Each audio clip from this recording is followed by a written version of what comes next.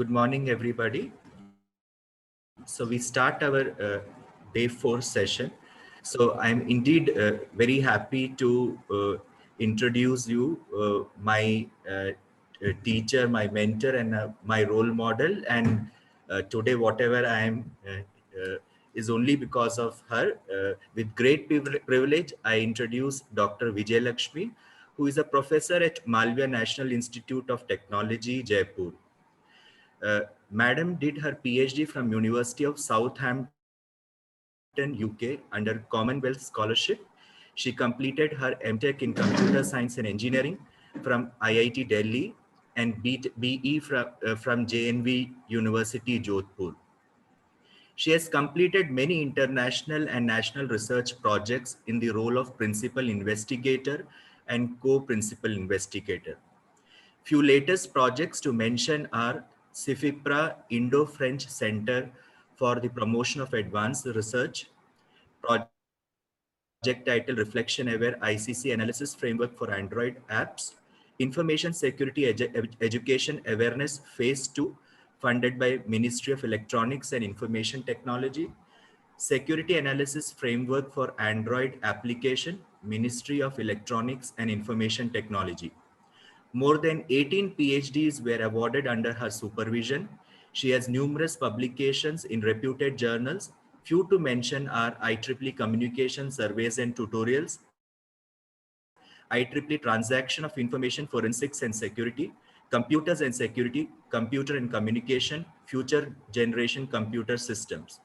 She has, to her credit, numerous papers published in top reputed conference venues such as Asia CCS, Annual Design Automation Conference, Conference on Risks and Security of Internet and System Crisis, Symposium on VLSI Design and Test, VDAT, TrustCom, etc. She serves in the editorial board of leading security journals and also as the program committee member of reputed information security conferences. Her research interests are information security, machine vision, embedded system, multi-core, and cloud computing. Thank you, madam, for joining us. Over to you. Okay, Thank you. a very good morning to everyone. And I should thank you, Vinod, for introducing me. Actually, he always gives me a lot of respect. But let me share something with you. He's one of the students who I would say started cybersecurity initiative in our department. When he joined our PhD program, and he started working in malware analysis. At that time, we all were new to this area. And thanks to him, all other candidates who joined afterwards showed interest in information security. And now MNIT has a good information security group. And working with me, there are other colleagues, Dr. Ramesh Batula, Dr. Meenakshi Tripathi, Dr. Emmanuel Finley, and Santosh Kumar Viparthi is also working in this area. So reasonably, we have got good strength. And what I like about Vinod the most is that he has maintained his relationship with us and he has continued in this area. And he has successfully guided many MTech theses. And I'm quite sure now he'll be guiding many PhD theses in this area and strengthen the scope of cybersecurity in this country. So one of my first and one of my best students, Vinod, thanks for inviting me. Thank you. I'll switch off my video because I might have internet problem here on this end, and I'll share screen with you. If you have any question, you can send it on the chat, and I will keep on looking at the chat in between and try to answer your queries. You can also interrupt me in between and pose a question. So I'll be sharing my screen with you and switching off my video. Thank you so much.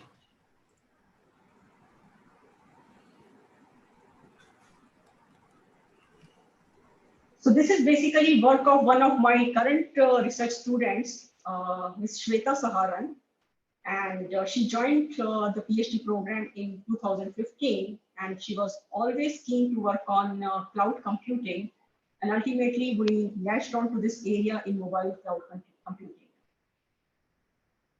Shweta has recently defended her open seminar, and now she'll be submitting her thesis, and hopefully she'll be she'll become a doctorate soon. She'll be awarded a doctorate soon this year.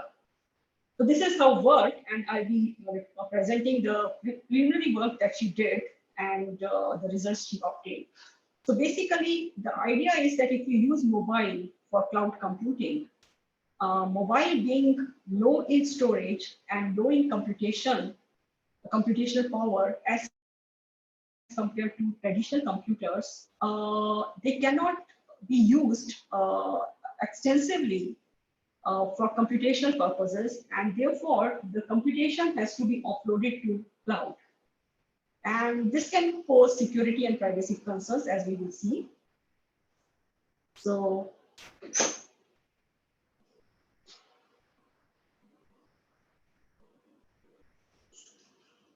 sorry, I need to slightly change my screen so that I can view the. I hope the screen is. Yes, madam.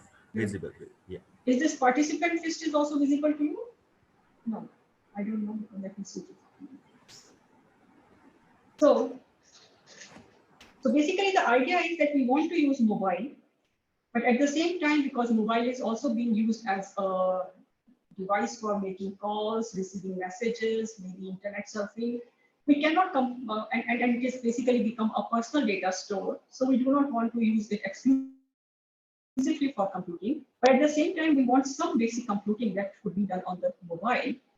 But if we combine the power of the cloud with this, then mobile can be used as a very good device for both data storage as well as processing that is applied to that data. But the problem with the mobile devices is that as compared to traditional devices, they have limited processing capability, they have limited storage, limited battery power, and generally they are not designed for the heavy computational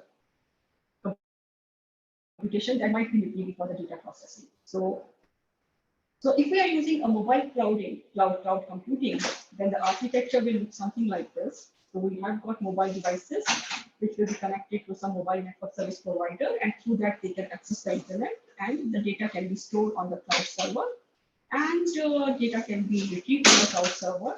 Processing can either be done at cloud server or partially it can be done at mobile.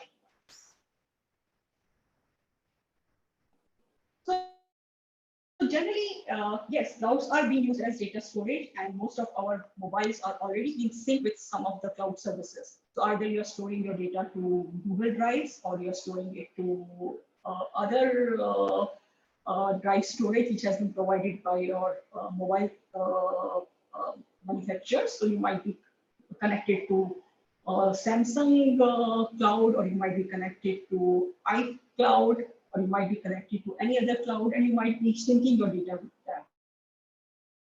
And so it is being used as data storage. So there are many services which are being provided by many service providers in this area. So some of the examples are here. So MI has provided its own cloud. Google has provided Google Drive. Dropbox is there. iPhone will provide iCloud. Now, generally, so we are using cloud for storage, but can we use it for computations? So generally, we are using our mobile phones for clicking photographs, and we want these photographs to be saved. But these are personal photographs, and someone should not be able to access these photographs because then it could lead to problems. So, but generally, unless you use an app, generally the image processing capability is not provided at your mobile. You can use some app to do it, but then the problem is that this app might also look at your photograph, send these photographs covertly or overtly, and the data may be exfiltrated. So how do we ensure that our pictures, our personal data remains safe and still we can store it on the cloud? And this is what we'll be discussing in this particular presentation. So if we are going to use cloud for mobile devices, then of course we can store the images there, and we can actually use cloud to do the image processing. But we want to do the image processing in such a manner that cloud should not be able to steal our data. Similarly, it can be used for audio processing, text processing. We can use it for running games, and generally those who are involved in games, they would like to keep their scores, they would like to know how they are doing with respect to other people. So what are the points that they are on? So most of the game services might also store this data on the cloud. Clouds are being used by the anti-malware services. So basically, your data is being collected from the mobile device and is being sent to a cloud service, and where the data will be analyzed. And this data may be analyzed by some model, and the model may be updated as more and more data is collected from more and more devices. And then this model may be pushed to your mobile device for basic as a malware engine, so that it can do basic processing at the a basic analysis at the mobile level. So generally, most of the security services or anti-malware services are working in this mode. So the data is being collected, the suspicious data or any new data that is coming to the device is being collected and is sent to the cloud for the analysis. If the local mobile malware engine cannot infer conclusively whether this is a malware or not, and then in the cloud, the data will be analyzed in more detail, and then if need be, this malware engine will be updated on the device. So apart from that, it can be used for other services like sharing your location with other people, or it can be used for sensor data collection, such as it is being done in fitness applications. It may be used for multimedia, search, social networking. We all are using for that. So generally, if we look at the research scenario, because this was a scenario that she collected when she started working in this area, so it is updated on 2014. So I'm quite sure afterwards there is more research in this area. So generally, most of the services are related to data offloading. So it means the data should be shared with the cloud and data should be stored on the cloud. But at the same time, the cloud is being accessed by so many other services, so many other people. So how safe is that data? We are not sure. We are not even sure whether the cloud can be trusted in all the conditions or not. So naturally, some encryption will be involved so as to ensure that data can be offloaded safely to the cloud. But the problem with the encryption is that once you encrypt the data, then you cannot do any processing on this. And cloud is just being used as a storage. And if you want to do some processing, then the data has to be decrypted. It has to be again brought to the local device, decrypted, and then processed either locally, or you have to send it back in unencrypted form to the cloud so that it can be processed. So the problem with using cloud is that the encryption actually limits the use of the cloud. Or we go for homomorphic encryption, which is computationally expressive process. So the problem with the main motivation of this research for Shweta was that this data that is stored on the cloud, it is subject to the threat of information leakage. So hackers will try to target this data because they will try to access this data. And in many cases, there have been reported cases where the data has been stolen from the cloud. And we also see every day there is news of a big cyber hack effort on some cloud services and credit card information being stolen for 40,000 users or maybe million users, and it is happening quite frequently nowadays. But right now, let's not talk about the corporate data or the organizations which are collecting this data that is being stolen. Let's talk about the personal data that the people are storing on the cloud. So yes, there was an app which was actually a face app, which was actually ultimately, I think, discontinued because it was actually collecting the images, personal images of the persons. Similarly, in case of iCloud, because of the security breach on the iCloud, the personal photographs of some celebrities were actually stolen and then they were leaked online. Sometimes they are sold online also. So the motivation was that how do we store the data on the cloud so that it is effectively secure from such thefts and still can be used for limited processing on the cloud. So data offloading is, of course, we can either store the plain text file if we do not think that it contains any information of any usage to other people, or we can encrypt the data and then store it. But then, as I said, the problem is that we cannot do any processing on this data, or we can go for homomorphic encryption. Basically, homomorphic encryption allows that it actually allows certain operations to be performed on encrypted data.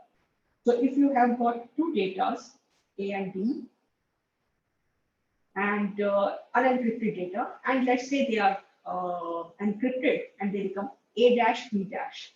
So an operation plus, let's say, dot operation on this unencrypted data will transform to some other operation on encrypted data. So this actually preserves this kind of relationship. But homomorphic encryptions are complex and they are quite time consuming. So we will not be discussing that. These are some of the offloading approaches that she has again talked about. So as you can see that homomorphic encryption will ensure that privacy is preserved. And Shweta has come up with a lightweight solution for doing the same. So in her research, she identified that the existing techniques are either using very expensive, compute expensive encryption techniques, or they are not suited for privacy preservation, or they are using cryptographic protocol, which actually, as I said, limits the processing on cloud. So this was her research objective. So here we are basically talking about image data, and we will be preserving that data, and we'll be storing that data on the cloud, and the cloud should be able to do some processing on that image data, but still should not be able to deduce what this data is. So basically, the input to this research problem is an image, which is of size n cross n. And because we are going to apply some image processing technique on it, and most of the image processing techniques involve a convolution with the filter. So the size of that filter is, we know what processing we want to do. So that filter is known to us. And what operation we want to carry out. Operation is basically abstraction of what this filter can do.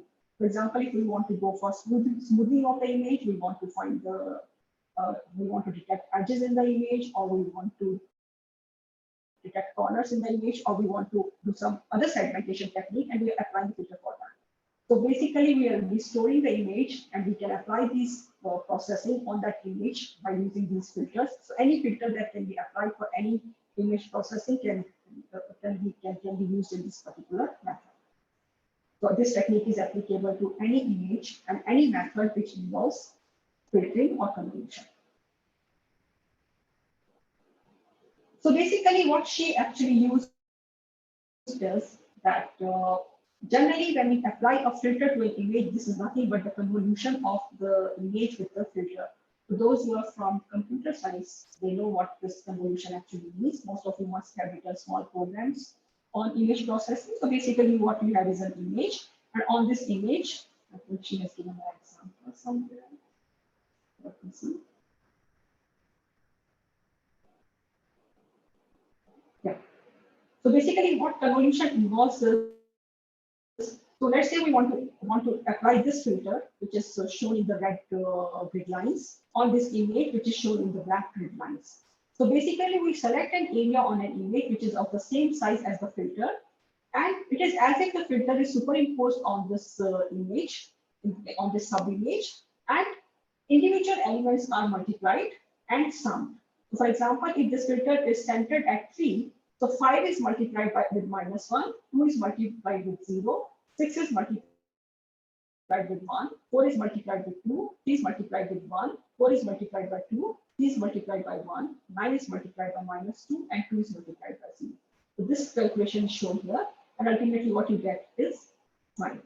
You get 5 at this place. And now you move the filter. So let's say the filter gets centered at 4 and then again do the calculation on this scale.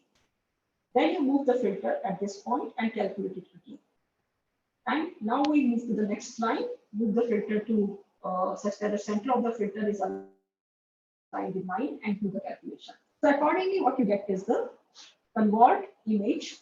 And this is generally used for detecting various features in the image and some of the features which are edge detection. For example, if I make all this column as -1, this column as +1, and this column as 0. So basically, it is basically the difference of these two pixels.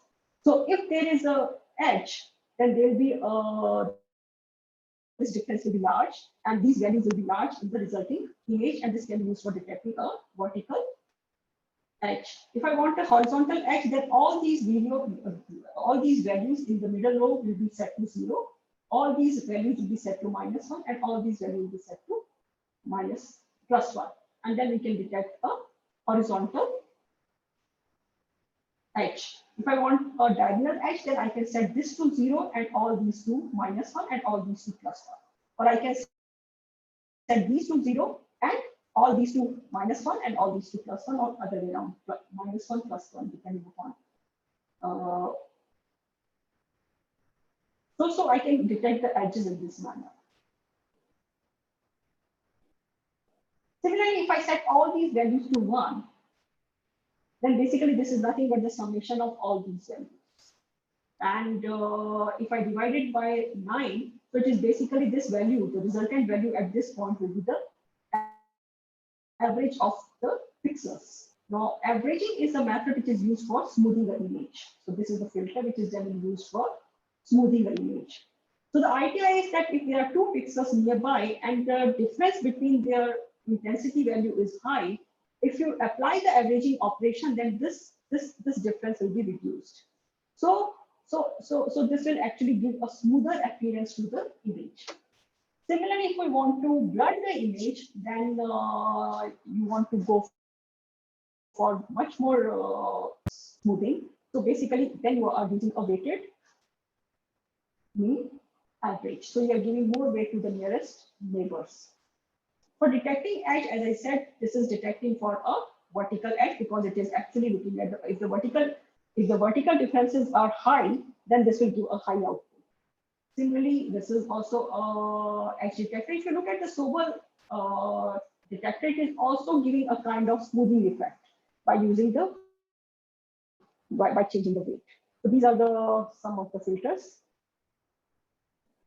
Now we'll come to another representation of an image. An image can be represented in spatial domain as well as it can be represented in frequency domain. So basically, frequency domain, we are capturing how the intensities are varying with respect to space. So if the intensity variations are high, so it will have a higher frequency component. If the intensity variations are low, then the lower frequency component will be more dominant. So discrete Fourier transform is basically a way of capturing the variations in the intensity. So generally, the size of an image and its DFT image will be the same. So if the input image is of size m cross n, the DFT image will be of the size m cross n.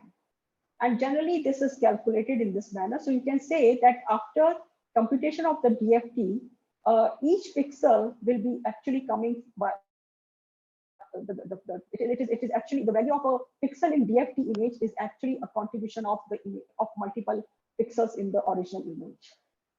Well, what we are interested in is that there is a property which is proven property of DFT transform that given an input image I,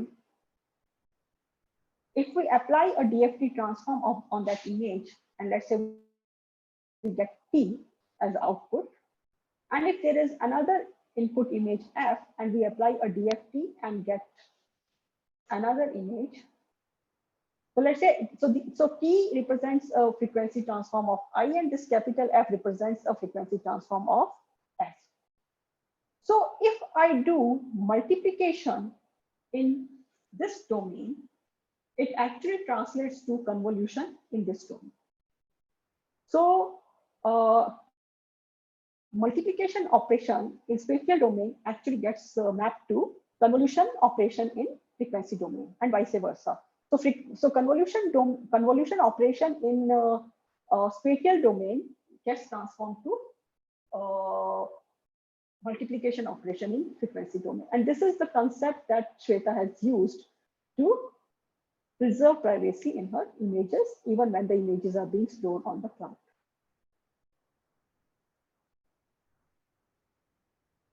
Now, how do we know that our method is good? So let's say we take an image, local image, send it to the cloud, do some processing on that image, and then retrieve that image, and then try to retrieve the original image from that by applying the inverse processing of what the cloud did, and then try to see what is the similarity between the original image that was already stored on the local device and the image that we obtained from the cloud. So to check those similarities, different measures have been proposed, and one of the measures is called mean square error. So mean square error, or as you know, that it is going to have the square of the pixel-wise differences and take the average value of that. So basically, you look at the pixels in the corresponding images at the same location, take the difference of that, square it, and divide it by the number of pixels. So why we take the square? Because the error has to be a positive estimate. So mean square error is a very common method, the most commonly employed method of detecting the deviation between the two quantities. So here with the quantity that we are considering is nothing but the image pixel, set of image pixels. In case of images, we also use another method, which is called a peak signal to noise ratio. So basically, we're assuming that any deviation is a kind of noise, and what is the maximum value of the image is the peak signal value. So we try to take the ratio of these two and consider it as peak signal to noise ratio. So generally, signal to noise ratio is a term which is generally used in the signal processing to describe how good the strength of a signal is. So naturally, if peak signal to noise ratio is high, it means the deviation of the received image from the original image is less. So generally, so this is what we are using to describe generally that we use in the audio signals, and use this to describe a signal in the 10 log is the formula which is we are using to describe something in the decibels. So logarithmic scale means even if there are too large differences on the logarithmic scale, they will not be appearing too large. So anyhow, so the peak signal to noise ratio is defined like this. So if the images are quite close, then this ratio should be high. Another one is we try to look at the correlation. Now, correlation is a term which has come from the statistics. Again, this value can range from -1 to +1. So basically, this actually is looking at the product of the two element-wise product of the two, sum of the element-wise product, and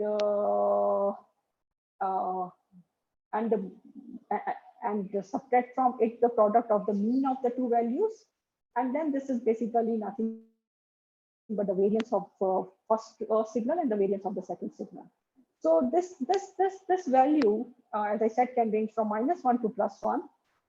Value +1 means that y is increasing at the same rate as x. So if x increases, y is also increases, and the proportionate increase is the same. And -1 means that y decreases when x is increasing, and proportionate decrease is the same as the increase in x. A value of near 0 means that these values are not correlated. So naturally, if the received image and the original image show a correlation near to 0, it means that cloud processing has actually resulted in a deformation of an image or deviation of an image, and this image does not match the original image at all. This is not what we desire. We want that the correlation should be as high as possible. So it should be near to 1. So a correlation value of 1 means that the data is exactly same. And this is what we are interested in. In case of structure similarity, the idea is that if there are certain structural elements in the image, they should be retained as such. So they should not be changing. So structure similarity index, this is how it is calculated. And so basically mu here indicates mean, and C1 and C2 are some constants which are used, and sigma is the variance.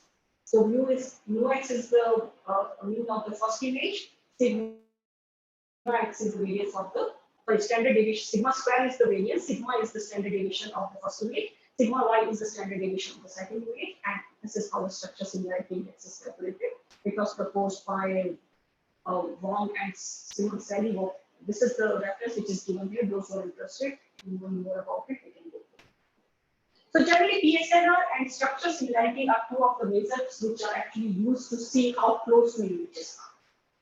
Now we come to our technique. How do we go for lightweight data offloading or multiple cloud servers? So basically, here what we are assuming that cloud server may be honest, but still they might be curious. They might still like to know what is the data which is being stored.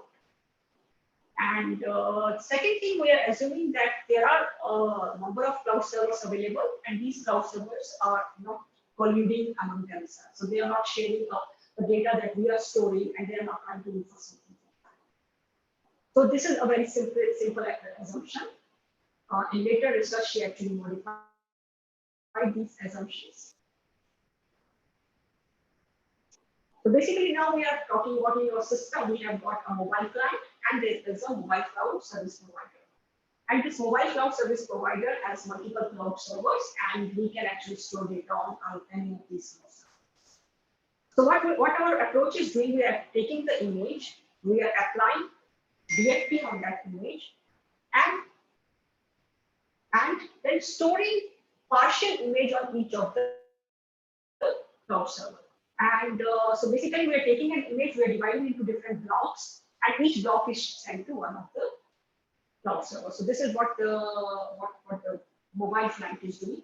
It takes an image, it splits into random number of shares. Generally, these random number of shares are decided by the size of the image. So it could be 4, it could be, so it has to be something product of two numbers, 2 into 3.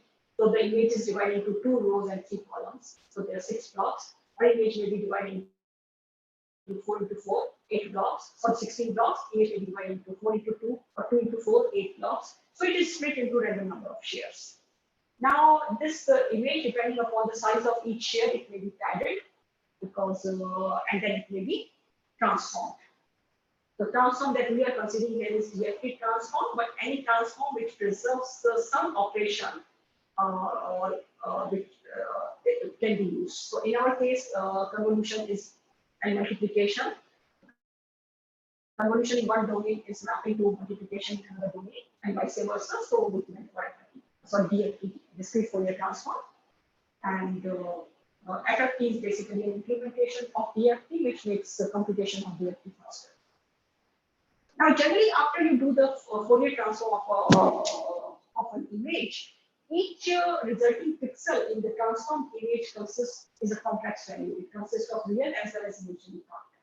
So we also, so naturally, each share, which is actually a transformed share, will consist of real part as well as imaginary part. So we divide into 2 shares again, one consisting of real values and second consisting of imaginary values. So if we were starting with an image and we were creating n shares of that image, so after this part will be actually consisting of the data will be consisting of this transform data will be consisting of 2 n blocks, and we'll be sending each block to a different server. And now here,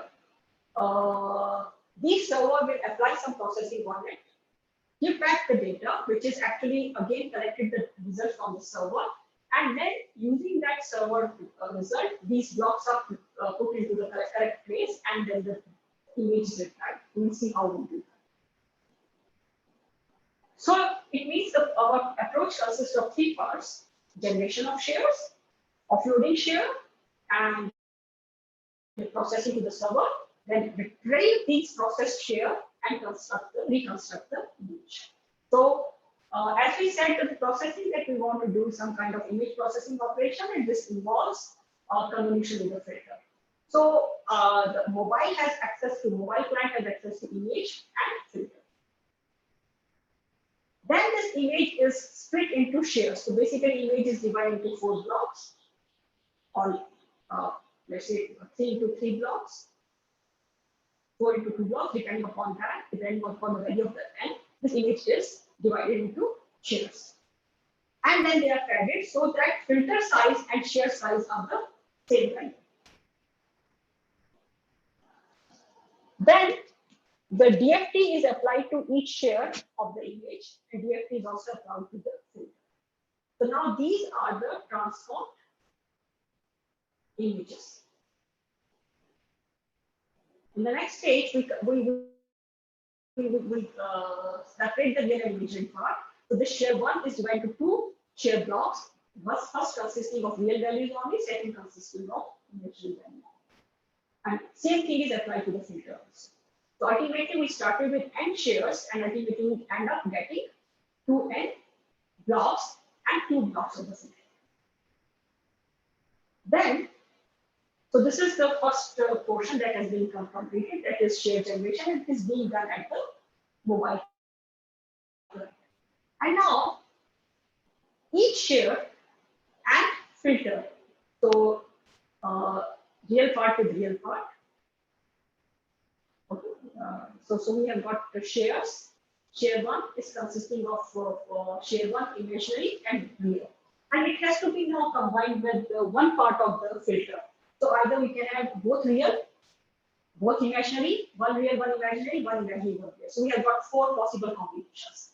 So for the share 1, which is now divided into real part of the share 1 and imaginary part of the share 1, the filter has to be combined in 4 possible ways. So these are the 4 possible ways, and these 4 are sent to 4 different servers. Similarly, share 2 will be combined with filter, and again these 4 possible combinations, and then sent to the different servers, and so on.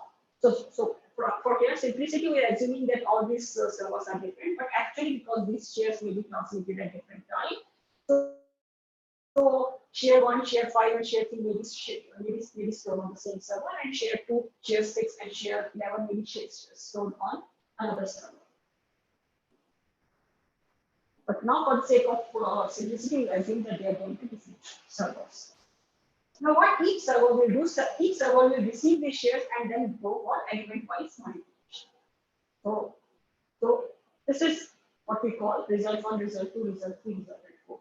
So share 1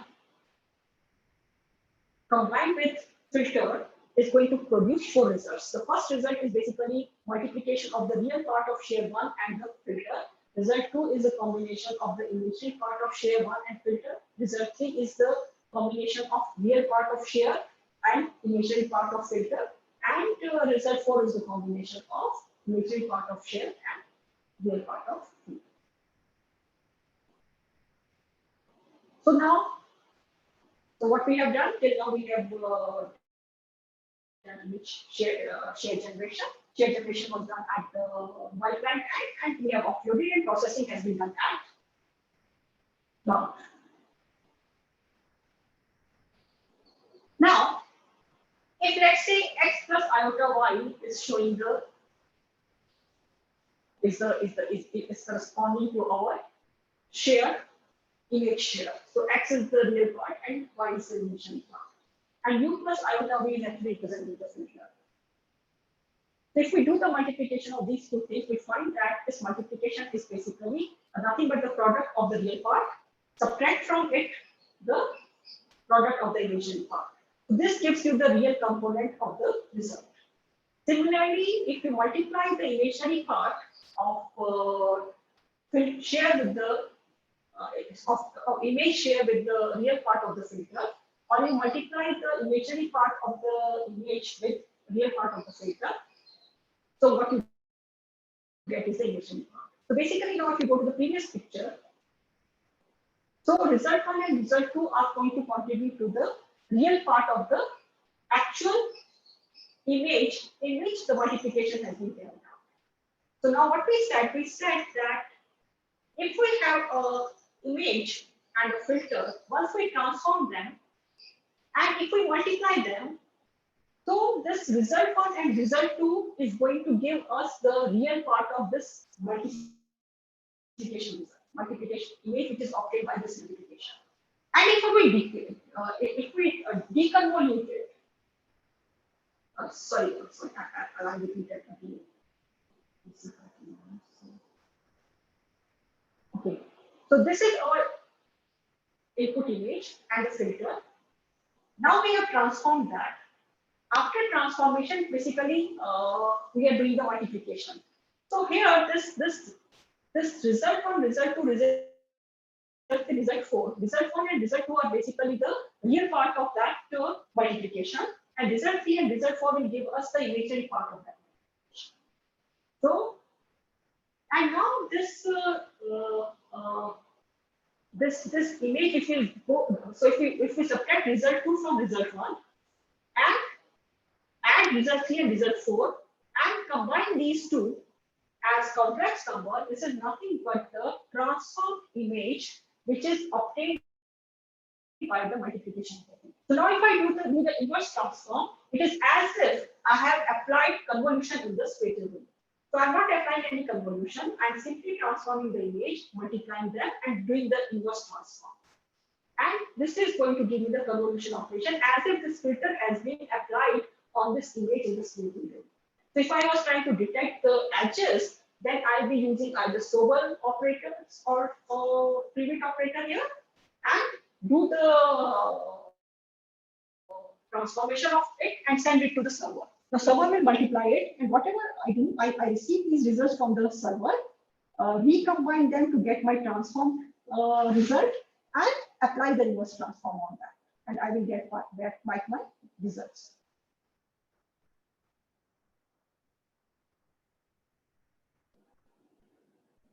So I obtain the results and then apply the inverse DFT on that. And what I get is this block of the corresponding block of the processed image. So this is what she did for the analysis. So basically what she was trying to do was she was trying to do she was trying to apply these filters. So this was the input image. Input image was divided into the shares at the client end and transformed. And then this transformed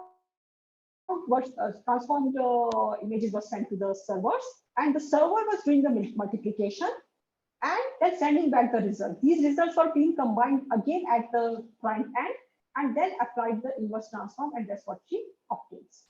So one is the result she obtained from the cloud, which is the third row. Another is the result she obtained directly by applying the convolution operation. So second row indicates the result through the convolution operation, and third row indicates the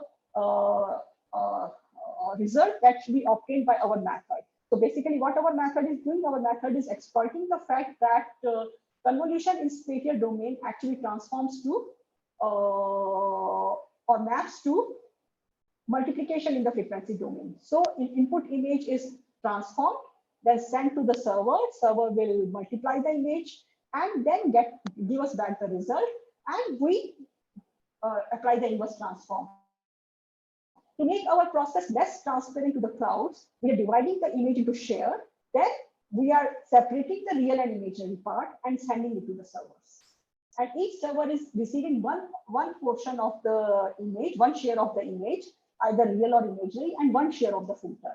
And we are sending them in such an order that ultimately we are able to get the result back by combining these shares. We know to which server we are sending what. So according to what we receive from the server, we are able to combine it with all the 4 results that we need from the server to obtain a share. We obtain that share, place it into the corresponding location in the image, and we get the transformed image. And we do the inverse transform to get the process. That's what is the actual basic technique. So, so naturally in this case there is no loss, because generally this mapping from convolution to multiplication, it is mathematically proven, and therefore there is no loss. And that's why you find that PSNR is very, very high, infinite in fact, and structure similarity is 1, mean square error is 0, and correlation is 1. Now, just by looking at the share, can there be any information related to the original image? So what Shweta tried to do to look at an image and its 4 shares. She divided into the 4 shares and tried to look at the PSNR similarity between the share and the image. And she found that basically this is very low.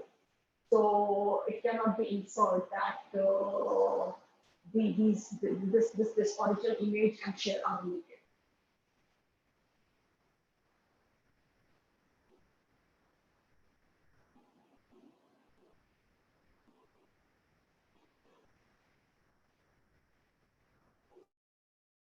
So then she also looked at for a given image, is there any similarity between the shares? So can the server collude and try to find out whether these shares are belonging to the same image? So she tried to look at various combinations. In fact, she did all the combinations. She has shown some here. So S1 was checked again S2, S3, and S4. S2 is checked again S3 and S4, and S3 is checked again S4. So she has shown all. So all 6 possible combinations of the 4 shares, and she finds that structure similarity is very low. So there's nothing useful that can be informed while looking at the transform image. And then she also tried to find out what was the time it was taking place. So basically for server, she used her laptop, and for device, she actually inferred the device values as per mobile specifications, I think.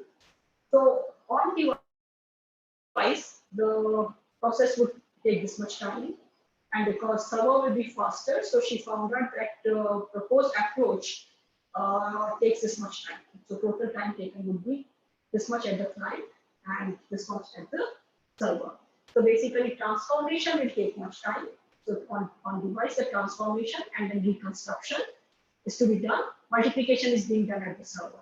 So the total time taken to consider them all together will be slightly higher than this 10.44 and plus 0.2453. So basically this is time consuming process, and of course the client will have to incur some fee for the cloud services, but time taken is much less as compared to this. So she checked for all the filters.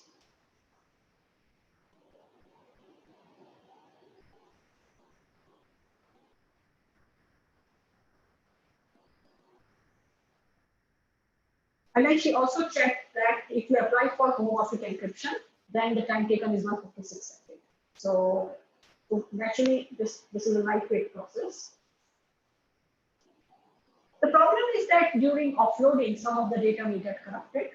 So either we can interpret it as addition of the noise, and noise can affect some of the pixels. And because we are not actually transmitting the data, we are simulating this. So she tried to see what is the effect of the noise by changing the values of some pixels randomly. And so she represents noise as the number of pixels which are affected. So it could be 10%, 20%, or 100%. And then she also tried to see the amount of the noise which she's adding to these. So in her case, the way she was calculating her frequency transforms, the frequency transform were coming in the range of 10 raised to power something. This was because generally, if you go for the image to frequency transformation, the formula, there are 3 different formulas by which you can do it. In one case, you might divide it by divided by the number of pixels in the image. In that particular case, the inverse frequency transform does not require any divisor. So if you look at the formula, I'll go back to the formula again.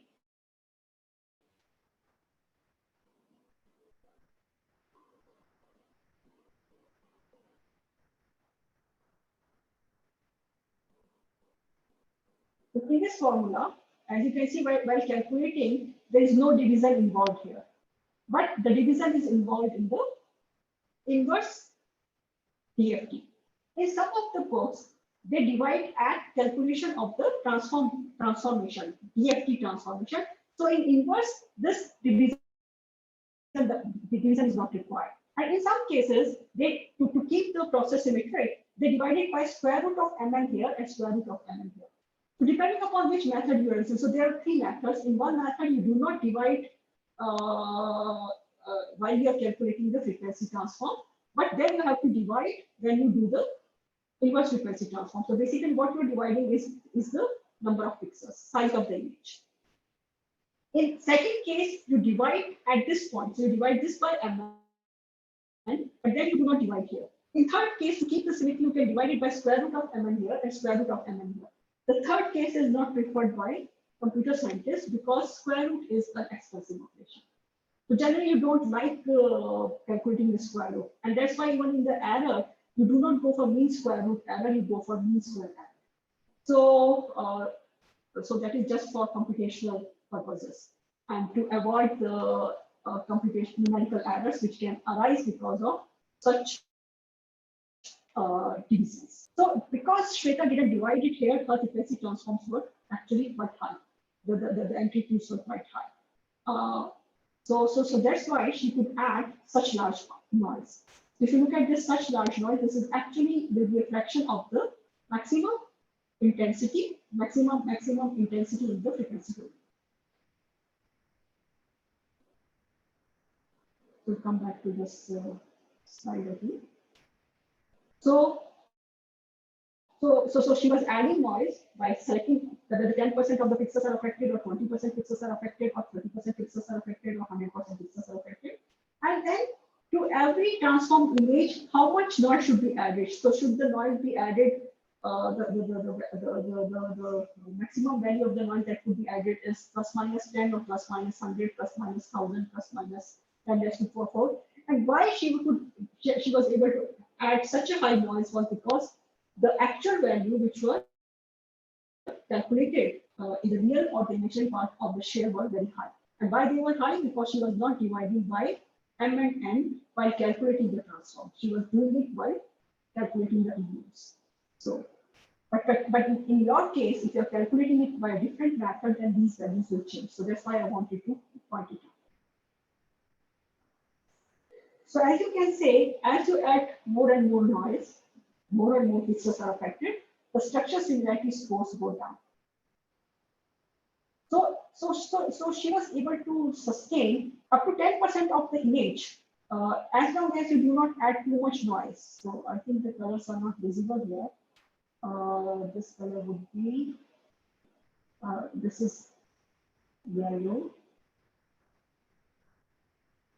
So the red one, it shows when the minimum noise is added. The noise intensity is the minimum. So you can say it can sustain up to 10% loss. But if you go for higher values, 10⁻², if you're adding a noise which the amplitude of which can go up to 100, then you can see that at 10%, the structure similarity score is coming to about slightly above 80%. So I think these regions are not properly drawn.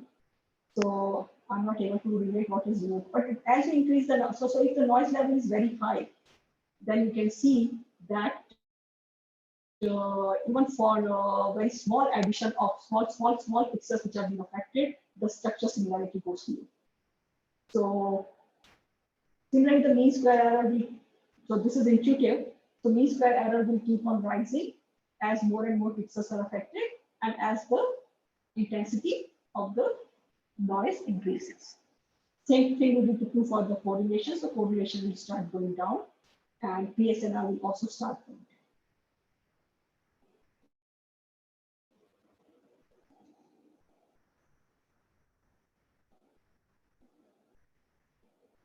So now she actually tried to see, so generally most of the, if let's say the cloud is trying to infer what the image is all about, it will try to go for histogram analysis. So basically this is the input image and which is a very famous image which is being used in image processing, LANA. And this is the histogram of this image. So intensity variation. So she has shown the intensity variations here. This is the histogram. Now, but if you look at the histogram of each share, this does not give you any information. They are not at all related. So even if the cloud wants to do some analysis and try to infer something, then it cannot do anything about it. Second thing, if you look at the share, they show some kind of symmetry, which is actually a property of the Fourier transform. So cloud may inform that yes, this image might be Fourier transform. So it may actually try to do the inverse transformation and try to see what the image is. But because the image is divided into real and imaginary shares, so even that analysis does not give much result. But to make it secure, more secure, this is a possibility that the cloud can try to infer this image. Shweta proposed another method, which is known as bit substitution method. So basically, in this case, again, she's making the assumption that cloud servers are honest but curious, and cloud servers do not collude. And she actually tries to show that her image is information theoretic secure. And before we go for this method, I would like to know if there are any questions that you would like to ask. There are Participants, if you have a question, you can type in the chat. I can answer.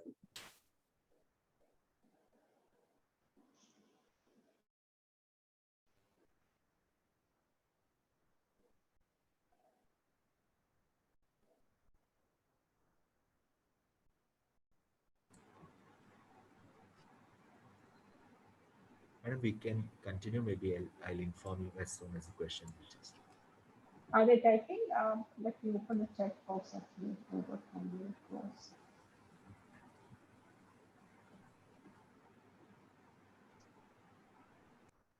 Okay.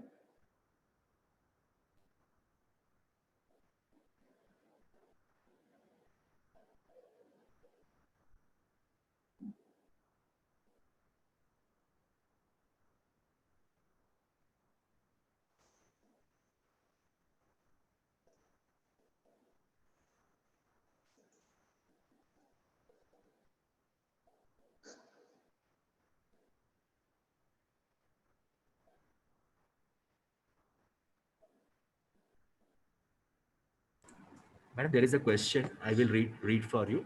Is there any basic criteria for the level of complexity in the computation when using homomorphic encryption? Actually, I do not recall what is the complexity, but I think it requires a lot of effort. So to give that idea, Shweta did an experiment and I showed you that she used some failure homomorphic encryption technique. So she must have used the code which has been given online, and she found that it was taking 156 seconds. So I do not have offhand information on how complex it would be, but yes, it requires a lot of effort.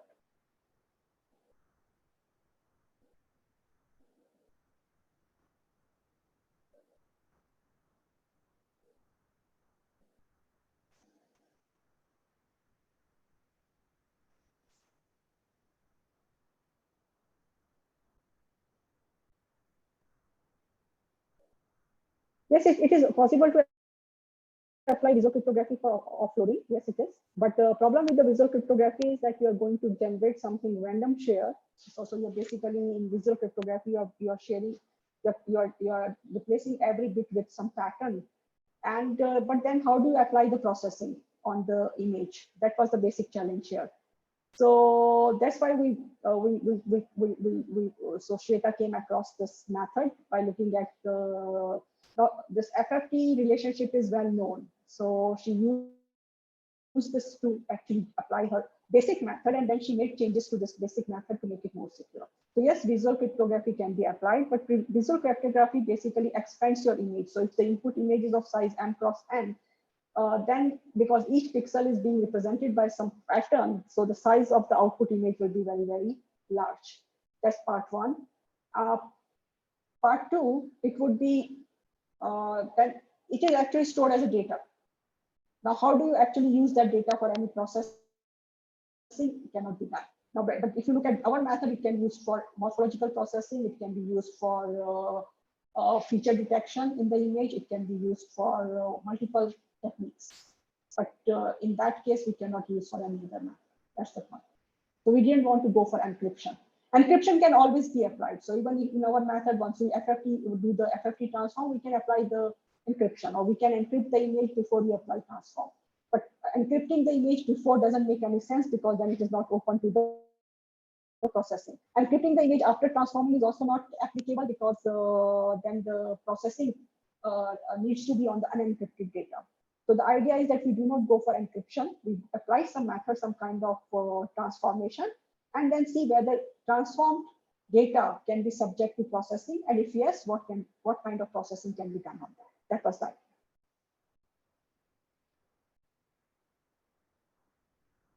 Any other question?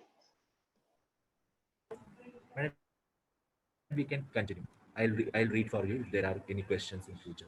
Okay, so I just want to know, on my screen, can you see the chat box? On your screen, see the chat box. आपको अपनी screen पे क्या दिख रहा है? No, only the slide. Okay, then it's okay. Then I can keep the chat box open, and then can look at it whenever a question comes.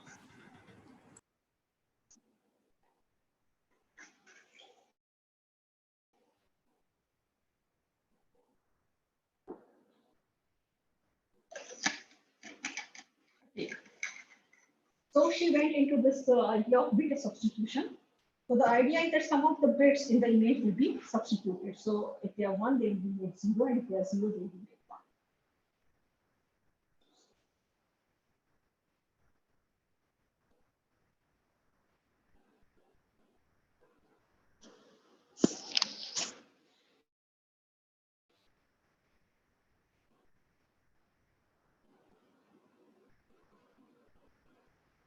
So we are assuming that cloud servers are honest. So if we are asking them to multiply element-wise multiplication of the two data, they are doing it honestly and then giving us the correct result. But they are curious, and they might like to know what is the data that is being uploaded. And because the data is stored there, they may try some analytics, including machine learning, to try to gain information about this data. But still, we are assuming that they are not colluding among themselves to gain access to client information. So again, we are assuming two entities, mobile client and mobile cloud service provider. So again, what the client is going to do, it is going to randomly select some pixels and flip those pixels. Flip means 1 will be made 0 and 0 will be made 1. Then it will split the image into share, transform, and send this to the cloud. And cloud is receiving this the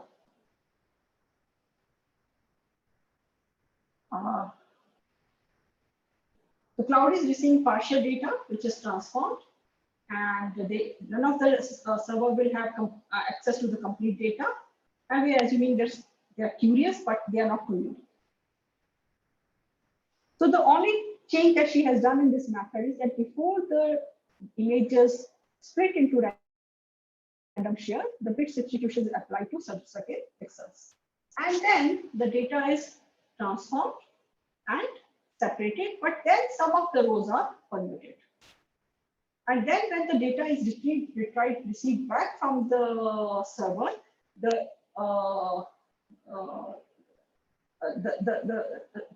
inverse permutation of the rows is applied, and then inverse transform is applied, and then the result is obtained at the cloud, and then bit substitution can be reversed. So basically, let's look at this.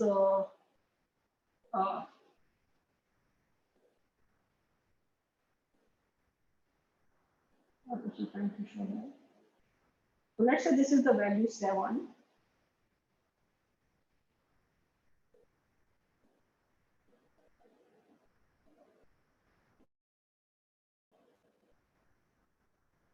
Okay, So she is actually, so let's say this is the original data, which is consisting of 7-bit data. And let's say we want to select the 7th bit. So we want to flip the 7th bit. So when the 7th bit is flipped, so the data will become this. So actually, actual data is this, and the data which is sent to the server, of course, in the transformed image, is corresponding to this. So, so she's keeping this information at the client end that for this particular bit, for this particular position, 7th bit is flipped, and this the original value was 0. In fact, we need not keep this particular data because we are flipping, and if we know the location where we are flipping, then we need to just go to that location and flip it. So this is how certain selected pixels are flipped. So a bit substitution can be done 2 ways. Either you just flip the value, or you apply the left rotation or the skipping. So if you apply the left rotation, it means this particular, as far as server is concerned, so it is as if this bit does not exist. So so basically this is 7-bit data. Of course, there 0 will be appended before we send it. So it is as if this. So let's say if the 5th bit is skipped. So that 5th bit is removed, and basically the remaining 7 bits is constituting the corresponding value for the server. So either you can go for flipping the bit, or you can go for left rotation, or you can go for skipping. So you can apply either of these, any of these techniques. So in case of the row permutation, basically, so this was the first method. So as we said that we were applying bit substitution. So bit substitution is basically bit modification. So bit modification can be done either by flipping the bit, which is changing 0 to 1 and 1 to 0, or we can go for skipping the bit. It is as if that bit has been removed from the data. And if we need, we can prepend the data that we are sending to the server by zeros, or we can left rotate the complete data. And actually, so now she has to keep this information at the client end, that which pixel position was affected, and in that pixel, what bit position was affected, and it was affected by what method, and what was the original value. So she has to, so this information has to be kept at the client end.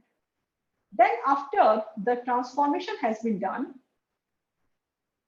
the data has been split, and then it has been transformed into real and imaginary, and real and imaginary have been set. So for each share, whether real or imaginary, the transformed share, which could be real or imaginary, the row substitution is row permutation is applied. So row permutation is basically swapping the rows.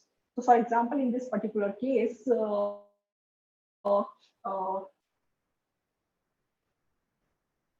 it is applied a permutation. So it is a complete permutation. So in this particular case, R1, R2, R3, 4 becomes R3, R1, R4, R2. So it is not just swapping the rows, it can be much more than that. So basically the rows are copied into different places. Excuse me. So this random permutation sequence is kept somewhere. So in this particular case, she's applied 3142 on both image and filter.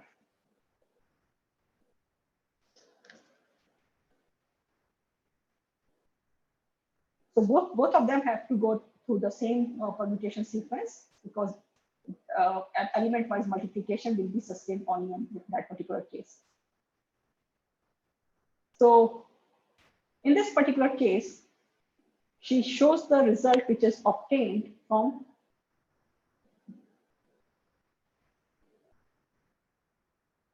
without doing the bit substitution at the client end. So if the bits are flipped, if the least significant bit is flipped, so least significant bit is basically changing the image pixel value by 1. So it will not have much of the impact. So you can see that structure similarity is still very high. But if the higher order bits are flipped, then you can see that the structure similarity is lost. So even if the image is recovered at the cloud, it is not remotely related to the actual image. So in this particular case, she's showing the 8th, if the 8th most significant bit is flipped, and in this particular case, if the 7th most significant bit is flipped. So the real image, the actual image is not obtained. So, but at the client end, once the image has been reconstructed, this is the image which is reconstructed at the client after receiving from the server. And then again, by applying the original bits, the real image will be obtained. So, so after applying the bit substitution at the client and on the transformed image, we find that PSNR, SS testing, they remain high. The mean square error remains low, correlation and structure similarity remains high, PSNR remains high. So image is retrieved without any problem. But by keeping some information with it, by keeping some bits changed, the server may not be able to deduce the original image. So she has shown some of the results of output of the filtering operation using the same. So if you do the direct operation and operation using proposed approach, I think she should have added one more information here. What is the result that is obtained at the client end without doing the bit substitution? So then the things would have been more clear.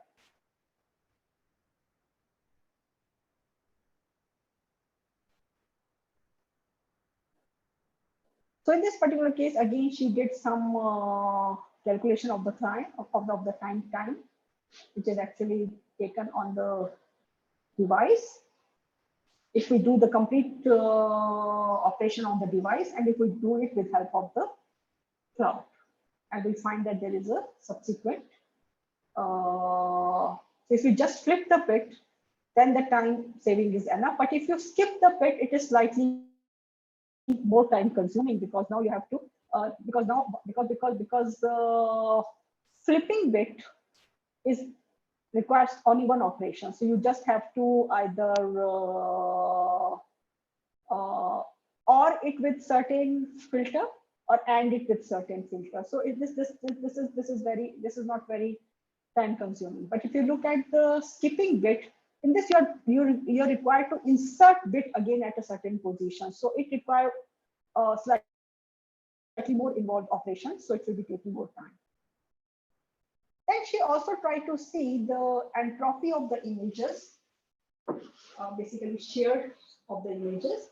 And you find that because this data looks more random, this is quite structured data, this is the original image, so its entropy would be low.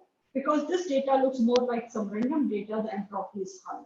So high entropy means it is the structure is lost. So any statistical analysis attack will not be useful. So she finds that this entropy remains high from near 7 or 8.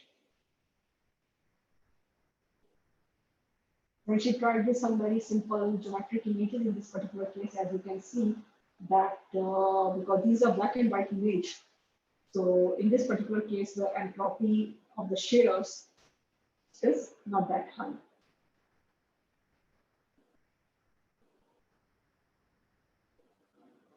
So she tried to do the time analysis on the basis of the, she divided the images into different categories, and based on their entropies, then she tried to look at the time construction. This is the perform analysis on different number of shares. So as the number of shares increase, of course, the time taken will increase.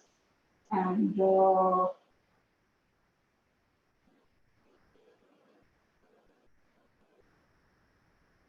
she has tried to get the time complexity. If you have got a size of image MN, if you want to flip some bits, then basically you have to scan the complete image, select some bits, and then select some pixels, and then flip them.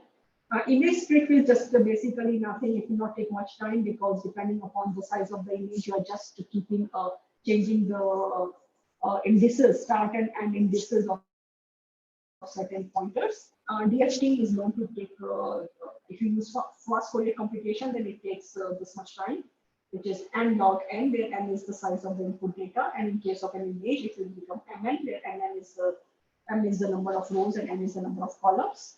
Now, row permutation will actually be again depend upon the number of the pixels, because you're copying the image again with different rows at different places. So it is the size of the image. Same thing will be true for the inverse row permutation. And if you're using the bit shift operation or bit flip operation, it will take order mn inverse. So this is the time computation analysis for different operations. Another thing is that the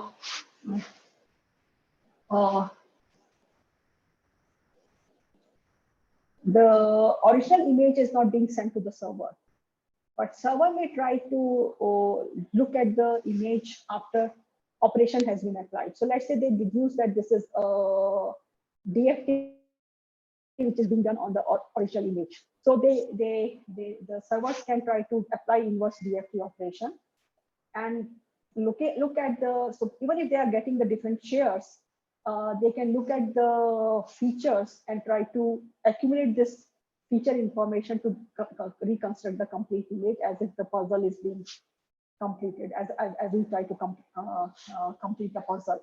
So they may try to look at the edges of each share and try to see which share should fit with which share. So to prevent any segmentation attack, so this row permutation was added. So after row permutation, you can see that any structure which was there earlier is lost. So this is the original image. This is the image which will look after the processing has been done. So even if the we do the bit permutation, we find that bit substitution. This is without bit substitution. This is with substitution. Even with bit substitution, if we just use bit substitution, there's some structural information which is retained.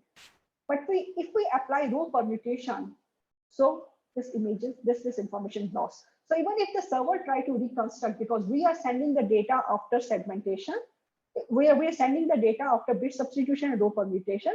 If they apply the filter for the segmentation and then try to reconstruct the image after applying inverse transformation and reconstructing the image, this is what they are going to get. So segmentation attack will not be successful in this particular case.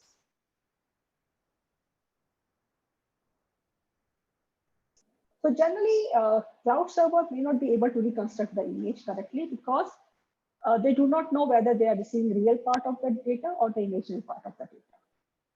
So in one case, they can assume they know that this is the real part, this is the imaginary part. They can correctly combine it, and they are still able to place the 50% shares at the correct places. We are assuming this. We are assuming that the clouds are able to do make an educated guess that this is the real part of, and this is the imaginary part, and these two real and imaginary parts are correlated, and we can correctly combine it. So even if they are able to guess this correctly, and they are able to correctly guess the position 50%, even then they are able to not get the image. This is because of the fact that our rows are permuted.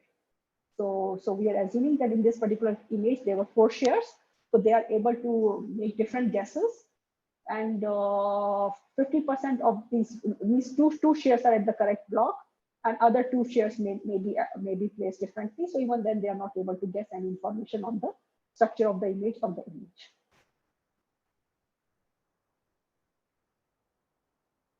Then she tried to do some on the basis of the entropy and the nature information. She tried to see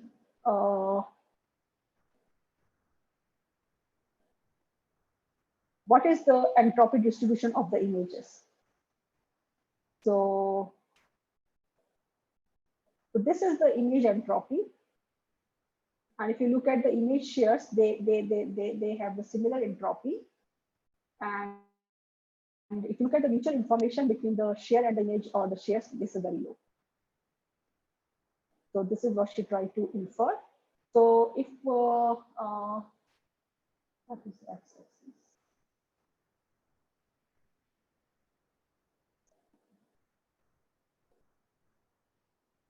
Okay, so here she is showing this by the images which are having entropy below 1, entropy which is from 1 to 2, which is shown by the green images, entropy from 2 to 3 by blue images, light blue images, then entropy from 3 to 4 by orange images. And according to that, she tries to see that information leakage in percentage is very low for these many images. She's trying to see the images which are having higher entropy, and the number of images which are having higher entropy is high. So images which are having a lot of structure will be having low images, low entropy values, which are more structured.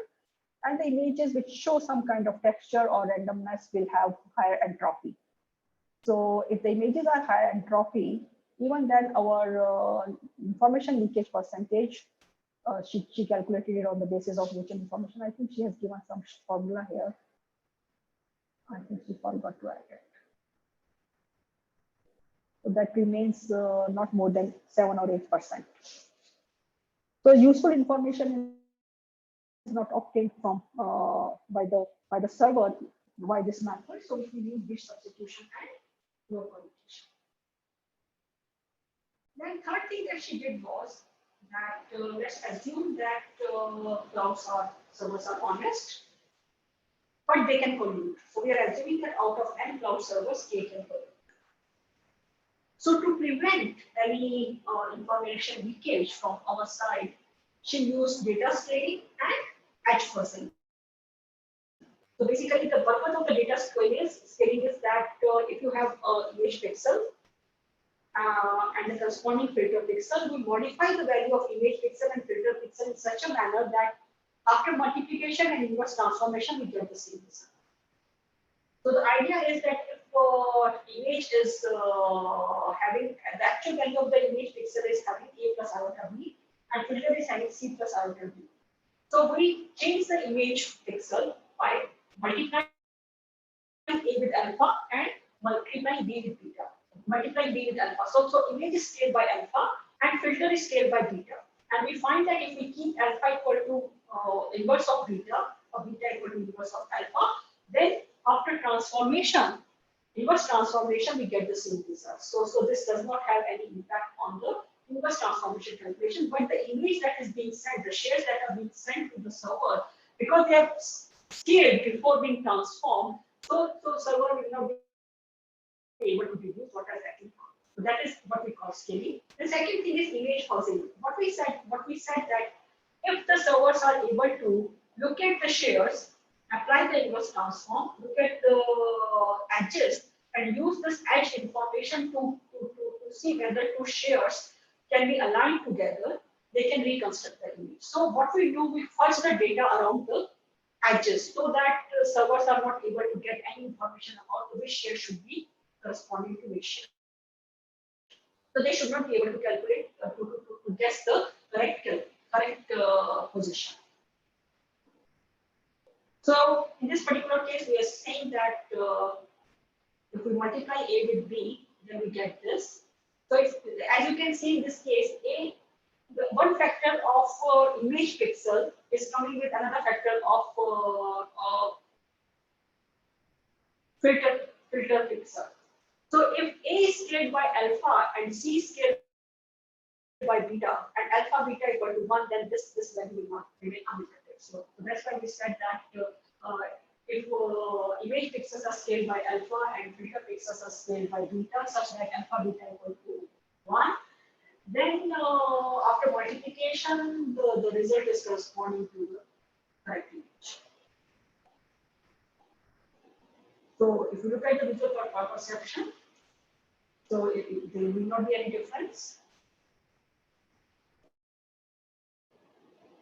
And it will take the same time complexity. And that's what we're trying to say, that if you look at this particular scenario, because this edge 4 of share 1 is corresponding to S3 of share 3, and because in actual image there will be some continuity, there might be some structure there will be some continuity.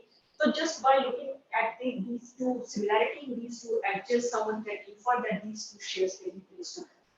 We want to remove this information by using edge fuzzing.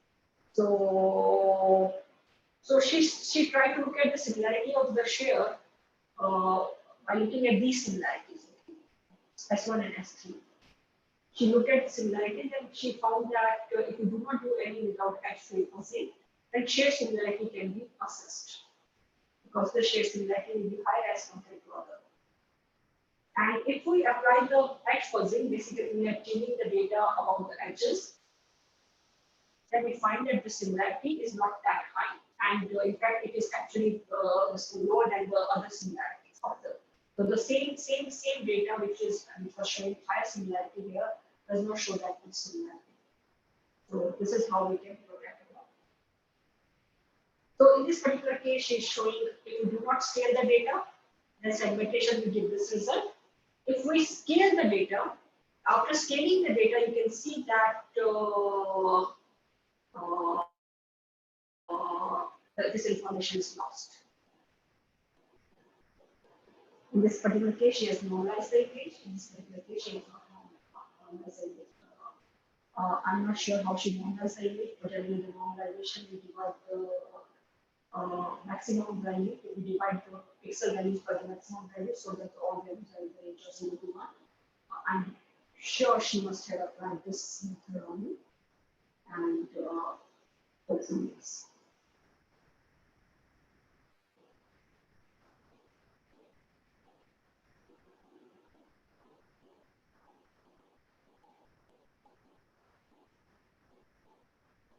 So basically now here what she tried to do, she tried to actually go for machine learning based attack. So the idea is that we look at the shear as the complete shear can be taken as a feature vector and then try to cluster these shears.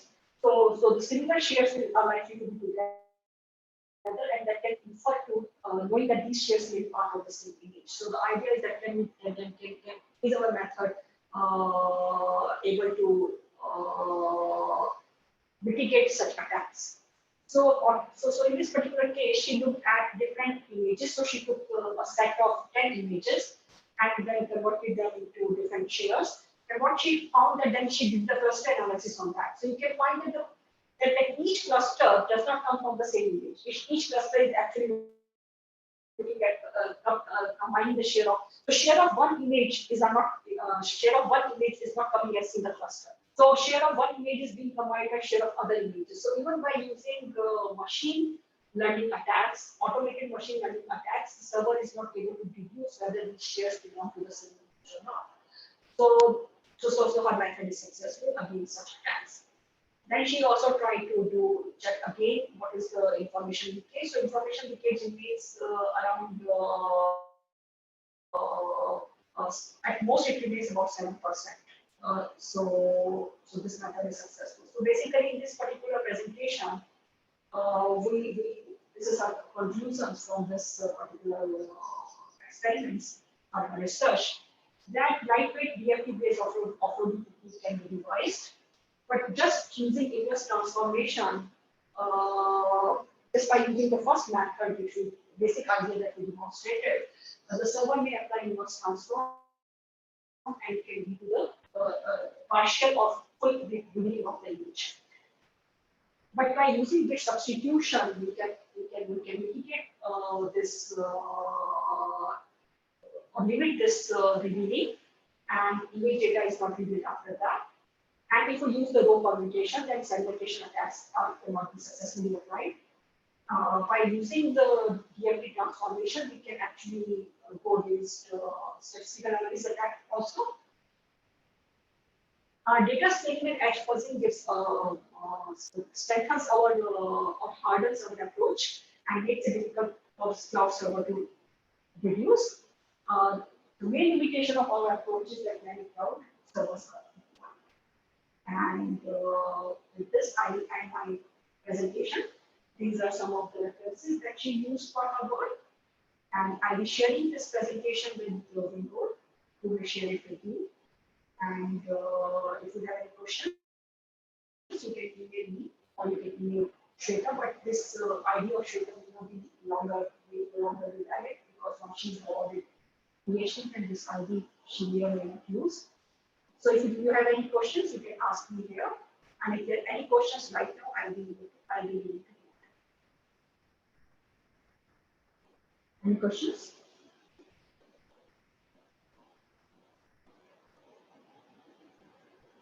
Participants, if you have any question, you can type in the chat window. I can read it for Dr. Vijaylaxmi.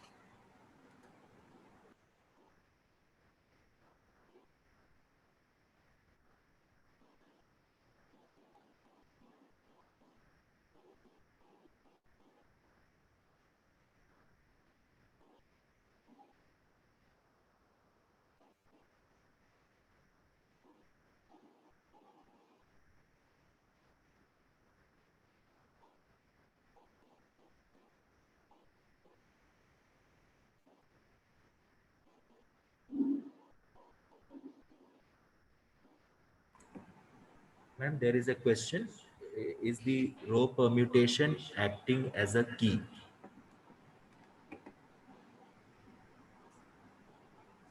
Not exactly. We are not doing any, they are relating it to encryption, but actually this is not an encryption technique. Yes, of course, in encryption also we do for substitution permutation method. So maybe the substitution permutation method has come from there, but it is not the same way encryption does. We are not going for multiple rounds. We are not trying to divide the key and then use that as a permutation. No, we are not doing that. We are simply doing some permutation and recording it as that is what permuted so that we can do the inverse permutation. So, of course, we do not share this information with the server. This information is kept local. So, in that sense, yes, it can be considered as a key. But as I said, that we are not using encryption, decryption. Rather, we are using very simple transformation. So, I do not know whether key would be a misnomer or not. But yes, someone who has, I think, listened very carefully and made this connection. So maybe yes, it gives us something to think about. So I thank you for you asked this question to me. This question was asked by DCA. It's me, Rafida Rahman from DCA Gujarat. I'm an assistant professor here. So yeah, this thinking is interesting, but we didn't think it that way when we devised this method. So yes, substitution and permutations are used in encryption. Yes, a key is used to define this the substitution and permutation. But generally, in case of encryption, you derive a strong key and then use this to guide your substitution and permutation. Whereas in our case, we are doing substitution and permutation and we are actually recording it. But yes, maybe this is a good idea to use, maybe to improve the strength of this method by using strong keys kind of concept here also. So maybe I'll try to ask Shweta to explore it. So I thank you for this question. Okay. Ma'am, then we want to identify storage also for that now. Do you want to apply? No. We want to identify? identify the storage, local store, in local store to keep this information. Yeah, we have to keep information at local store, but we might not be keeping the complete information. So what we can do is we can use an LFSR or we can use a PSNR sequence generator. So we can keep only that seed at our local information. So we might not need to compute the complete array. So Shweta has shown it that way, but actually we can use a PSNR pseudo random number generator and use the output of that to identify which pixel to modify and which position to select, which pixel to modify and what should be the value, rather than using the, keeping this matrix, complete matrix. Okay, ma'am. So client may not have to store too much information, or we can use a linear feedback shift register to generate these values for us. Okay. Yes. We keep that as a secret. So they are not, as I said, not cryptographically sound techniques, but we are not that interested right now in cryptography. We are just interested in sending some data, get some processing done, and that. And hopefully the cloud will not be investing too much time in trying to find out what to send. Can we apply image processing technique in password authentication? Gaurav, can you make your question more, I mean, what do you want me to say here? In fact, any data that you can think of can be considered as an image by putting it as a two-dimensional matrix. So I do not know what you mean by password authentication here. Who do you want to authenticate? Gaurav? Vinod, can you take the mic to Gaurav? Yes, yes, sure.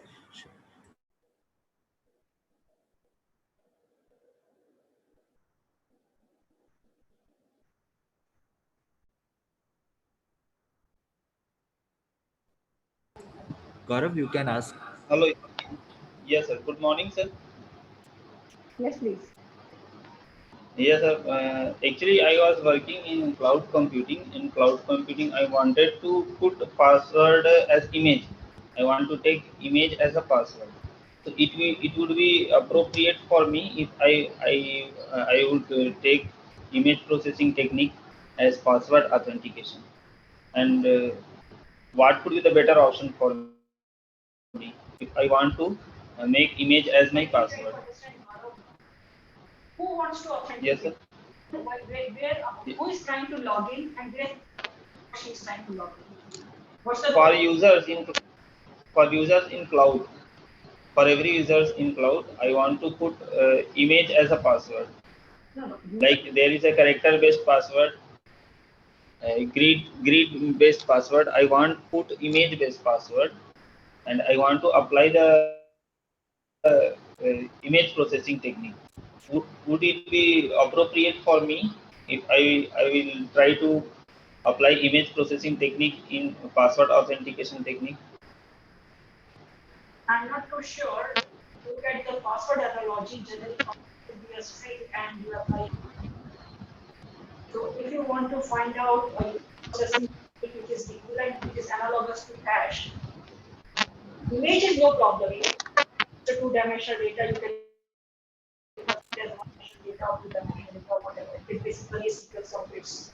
So generally, also sequence of bits. So whether you consider an image or whether you consider an a sequence of bits which is being sent to the cloud. But I do not understand the role of image processing. So it is just like something like hash calculation at the. But generally, the hash which is calculated is a one-way hash. Processing techniques are not one way. You can do the inverse of that. So I'm not too sure I want to use image processing there. Are you with me? And another problem Okay, thank you, sir. the hash is deterministic. So if the input string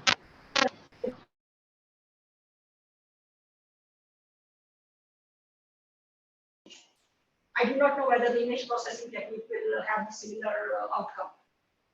I'm following? So even if you change the image slightly, the image processing technique may generate an output which is not too dissimilar from the earlier output. So from that perspective, the password guessing will become easier. So if you use image processing technique as a replacement for the hash.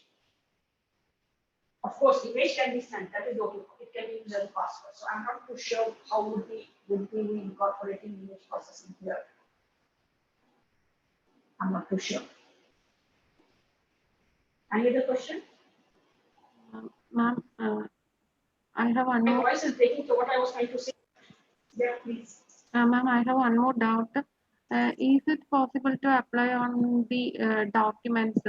Nowadays, we are storing our certificates and all as PDF files now.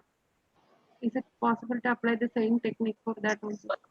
You can apply it on the PDF documents. You can blur the documents and then you can store it. Yes, this technique can be applied here. But if you want to do any other processing on the PDF document, searching for something, or then it will not be applicable. Then it is better that you go for searchable encryption method. So then we have to incorporate our technique. We have to combine our technique with searchable encryption and then do it. So basically, searchable encryption, look at the metadata of the image, it creates a metadata of the image, and try to see what will be the encrypted string corresponding to that. In our case, if you want to just store the document, it is an image, we can blur it so that people can't read your certificate, they cannot gather any useful information from your certificate, and then store it there. But when you retrieve it, then your client, you have to have some basic information so that you can retrieve it completely and do not lose the document. But problem would be searching the data. Generally, in documents, you would like to search the data. So searching will not be then possible in that particular case, unless you create, images for searching for every word that you might like to search. So it may not be that easy here. It can be done, but not that easy. Okay, ma'am. Thank you.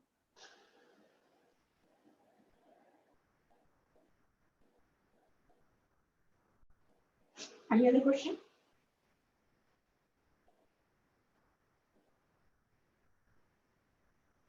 So I share slide with Vinod, so we can make these available to you. So if there are any questions, then maybe I can post to Madam later. So thank you, Madam, for sharing your valuable time and knowledge with us. I sincerely thank you on behalf of Department of Computer Applications and all participants present over here for sharing your knowledge and sparing time with us. It's always enriching to listen to your talk, madam. Thank you so much, and we look to hear more from you in the future. Thank you so much. So thank you, everyone. So if there are any questions, you can still email me, and I'll try to best of my capability to answer you. And hopefully, I added some knowledge to something there. I hope I added something, and hopefully we will meet again. So with that, I will have. I think it's now what, coffee break. We break, coffee break. Yeah, we break for some time. So have a nice cup of tea and coffee, and very good day to you. Thank you all. Thank you. Thank you, ma'am. Thank you.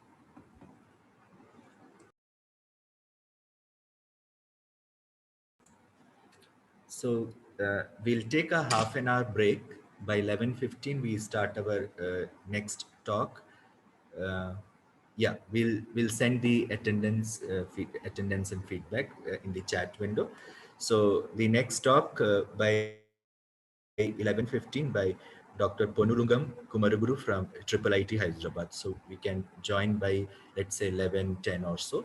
So we start the next sessions sharply at 11:15. Thank you. We can post the uh, feedback and attendance on the chat. We'll post it right away. Thank you for joining, everybody. You need not worry your attendance.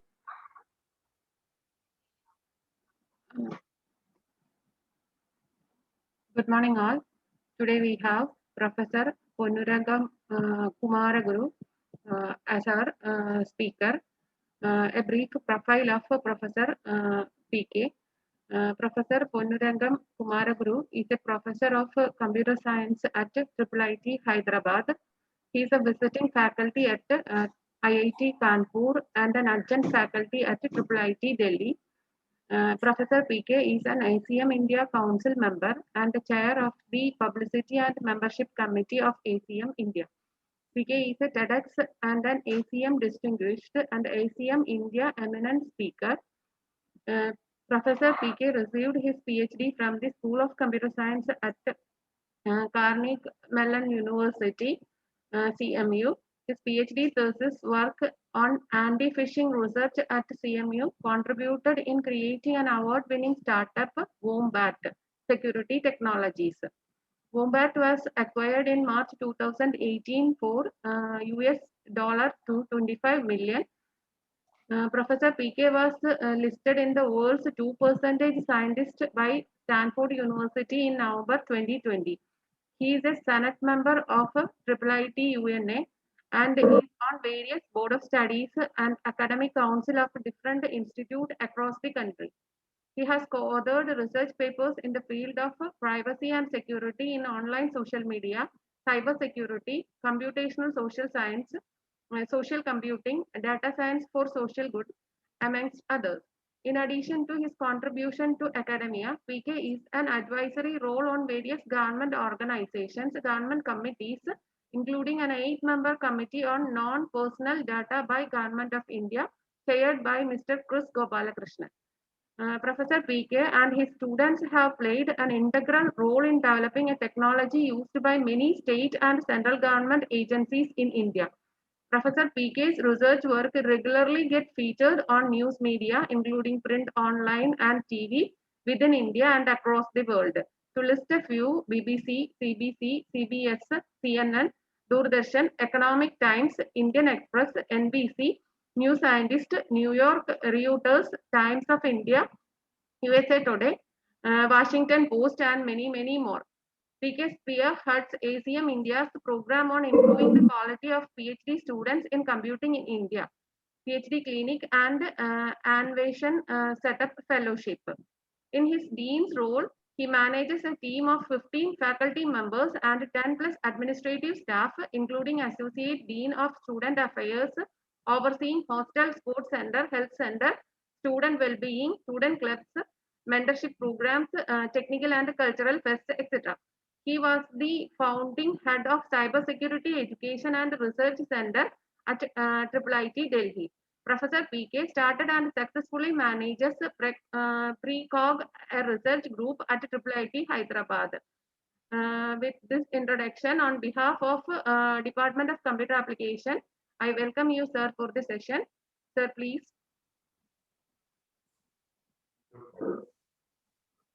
Thank you. Thank you for that introduction. Let me try and share my screen.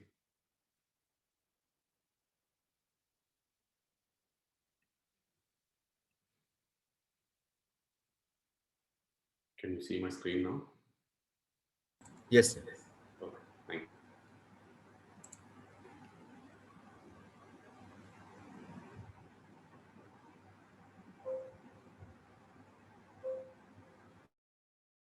Thank you.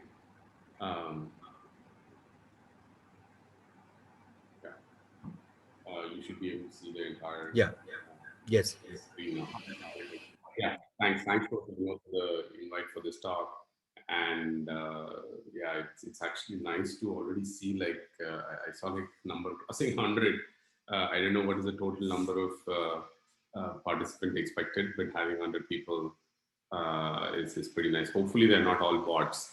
Can we get a +1 if you're listening to me on the chat? Let me open my chat window also. Please, yeah. Okay, let's do +1 if you're listening to me. Okay, so I know some people who are in the call. Deepashri. Okay. Anybody else other than Deepashri who's heard me before? Can you say, let's take +2?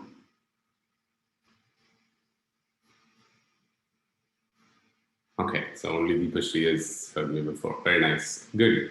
Good. Even though there are, look at this. This itself is a privacy question or something curiosity question, right? There's about 100 participants, but we got +1 only from less than 20 people. Professor Vinod, I'm guessing that rest are all bots. People are just created some accounts and logged in and left, I guess. Any case, I think that's the kind of thing that I'm going to be talking about in terms of in the social media space. What all something interesting we can actually study. Good. So most of the things that I will be talking about, in case if you're interested in going and looking at it, going and seeing more details about it, all of that. It's an NPTEL course that I teach. Some parts of the content that I'm speaking is actually already on the NPTEL platform. So how many of you watched the Social Dilemma documentary on Netflix?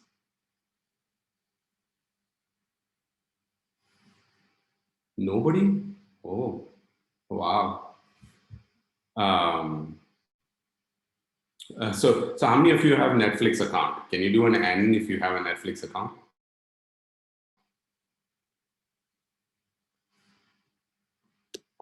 N for Netflix. Yeah, please participate, meaning if you're not going to talk to me on the chat, then I think it's no point in coming to the talk, right? There's no reason. I mean, if I just speak and show you the slides and keep talking, I think it won't be interesting to talk. Okay, some of you have. If you have the account, please watch this documentary called The Social Dilemma. I think it will give you such an perspective. So why don't we do this? Why don't I, one second. Why don't I just play the Social Dilemma. Social Dilemma trailer. I think while sharing. Let me know if you can hear it. Can you put it in the, can you +1 if you can hear? Yes, okay, cool. When you go to Google and type in climate change is, you're going to see different results depending on where you live and the particular things that Google knows about your interests. That's not by accident, that's a design technique. What I want people to know is that everything they're doing online is being watched, is being tracked. Every single action you take is. So just, yeah, please listen to what they're saying and then we can talk about what's going on. Carefully monitored and recorded. A lot of people think Google's just a search box and Facebook's just a place to see what my friends are doing. What they don't realize is there's entire teams of engineers whose job is to use your psychology against you. I was the co-inventor of the Facebook like button. I was the president of Pinterest. Google. Yeah, please keep a watch. They are all people who were part of building this. Meaning the first person was the inventor of the like button. The next person is Pinterest, and this person is the president at Pinterest. These are people who created it and who were aware of what they did. Twitter, Instagram. There were meaningful changes happening around the world because of these platforms. I think we were naive about the flip side of that coin. You get rewarded by hearts, likes, thumbs up, and we conflate that with value and we conflate it with truth. A whole generation is more anxious, more depressed. I always felt like fundamentally it was a force for good. I don't know if. So how many of you checked your any of the social media account from morning at least once? Let's take Facebook, Twitter, Instagram, LinkedIn, any of them. Me, okay, yes, plus checked, very nice. Look, that makes the topic and the discussion more interesting, right? So all of you have checked your social media. Is super connected to this lecture, right? So meaning let's at some point in time, please ask questions if there's any that you want to know from a person like me about social media and what's going on. I will try and see whether I can answer. If I feel that way anymore. Facebook discovered that they were able to affect real world behavior and emotions without ever triggering the user's awareness. They are completely clueless. Fake news spreads 6 times faster than true news. We're being bombarded with rumors.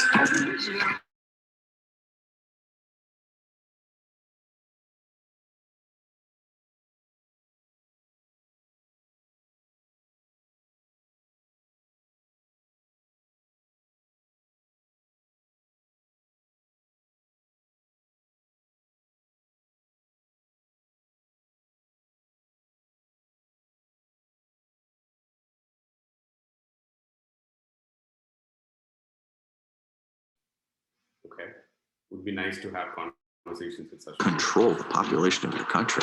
There has never been a tool as effective as Facebook.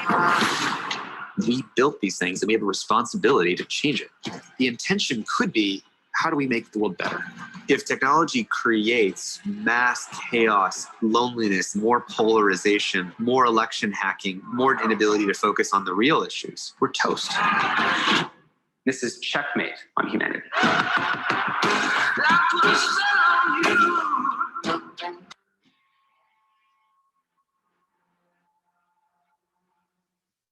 Right. So yeah, so that gives you a sense of what's happening in sort of say social media, this whole profiling of users. What do they know about you? How they can actually use it and stuff like that. So let me show you another one, which is what in my slide was the Great Hack. How many of you have seen this documentary, The Great Hack? How many of you know about Cambridge Analytica?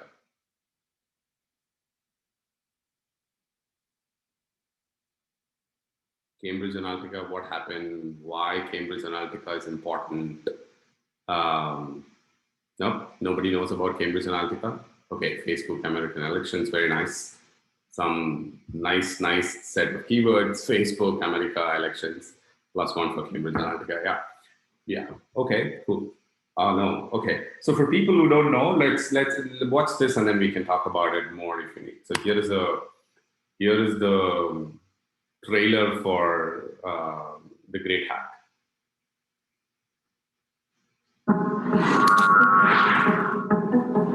Who has seen an advertisement that has convinced you that your microphone is listening to your conversations? Yeah, so how many of you think that your microphone is listening to your conversations even otherwise, even if you're not using the phone? Yeah, some of you. Yeah, at least Deepak is saying, yeah, okay.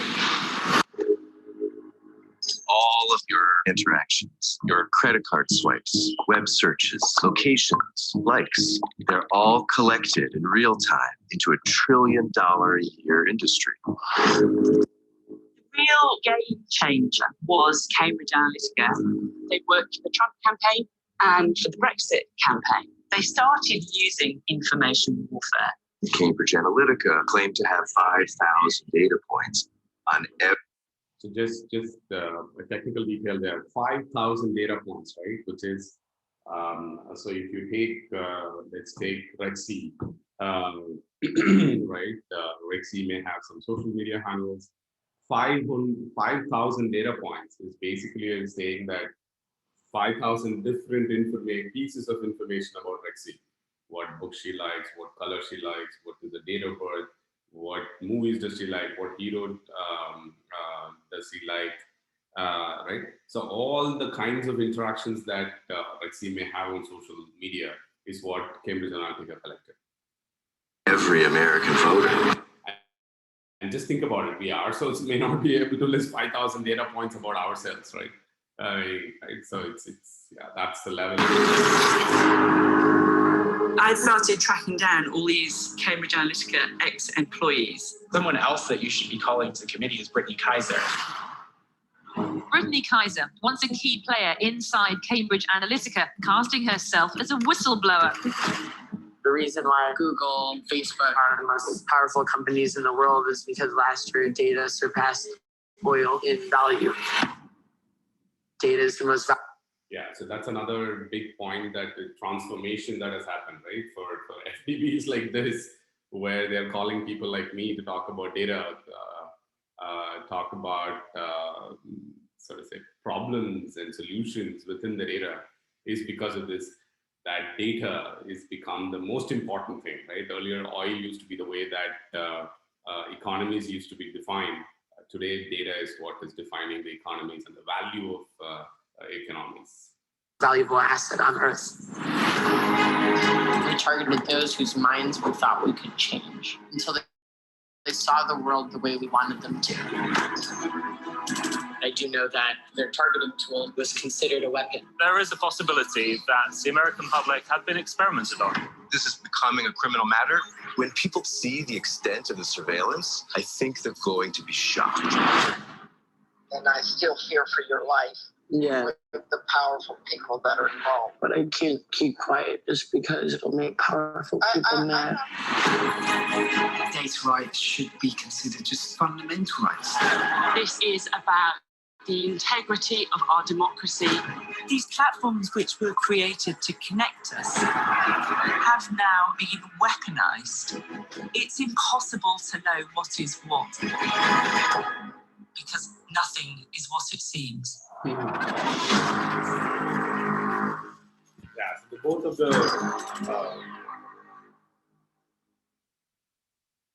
the documentaries put together will probably be 1.5 hours or 2 hours. So spend the time on it. You basically understand how these companies are collecting the information, how they're putting it together, how they're manipulating what we think.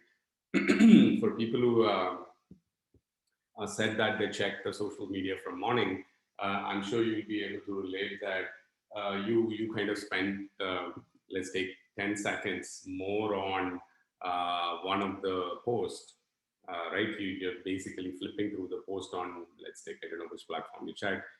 Let's take, if I were to say that you're checking Instagram and you kind of flipping through the post, and for a post, you just wait for a second, right? Or 3 seconds more where you're reading it, or you're looking at the picture 5 seconds more.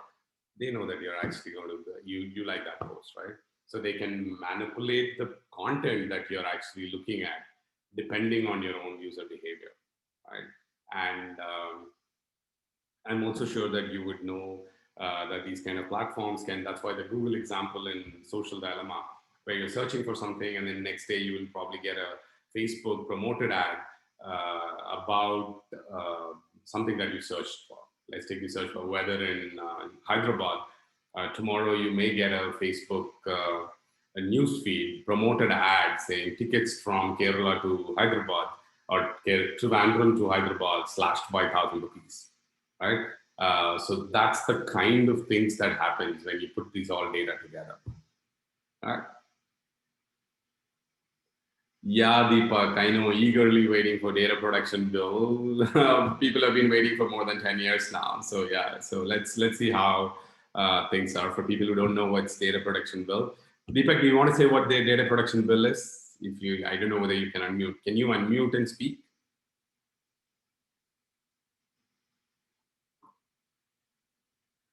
Is it possible for the participants to unmute and speak?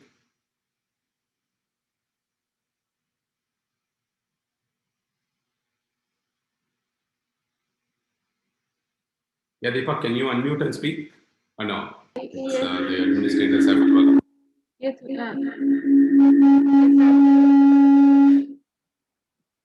That's okay. That's okay if it's getting.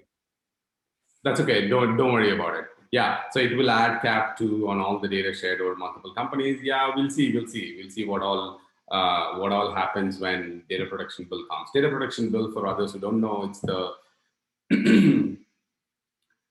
it is the bill that is being proposed in India to protect the privacy of Indian citizens. Right.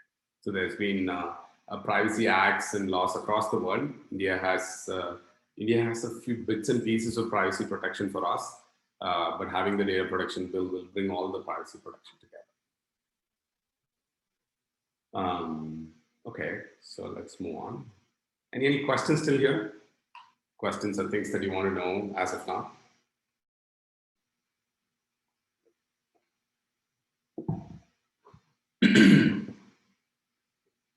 No? Everything is clear? Okay. It does not have to be only the things that we have already seen. Please ask any questions. If anything is relevant to security and privacy on social networks, please ask. I can take up depending on what the questions are. Okay, that's the great hack. So here is another one that I will show you that we built, which may be of interest to you. So this is the project is basically putting together collation of e-government data and some networks. Okay, I'm just showing you a demo. So this is Shrishti Rawat. Let's take Shrishti Rawat. I don't know whether there's anybody called Shrishti Rawat in the call, but Shrishti Rawat, let's assume that it's a random name that I'm picking. Somebody. So how many of you have taken long distance train in India? This is going from, let's take Trivandrum to Chennai, Trivandrum to Hyderabad in a train.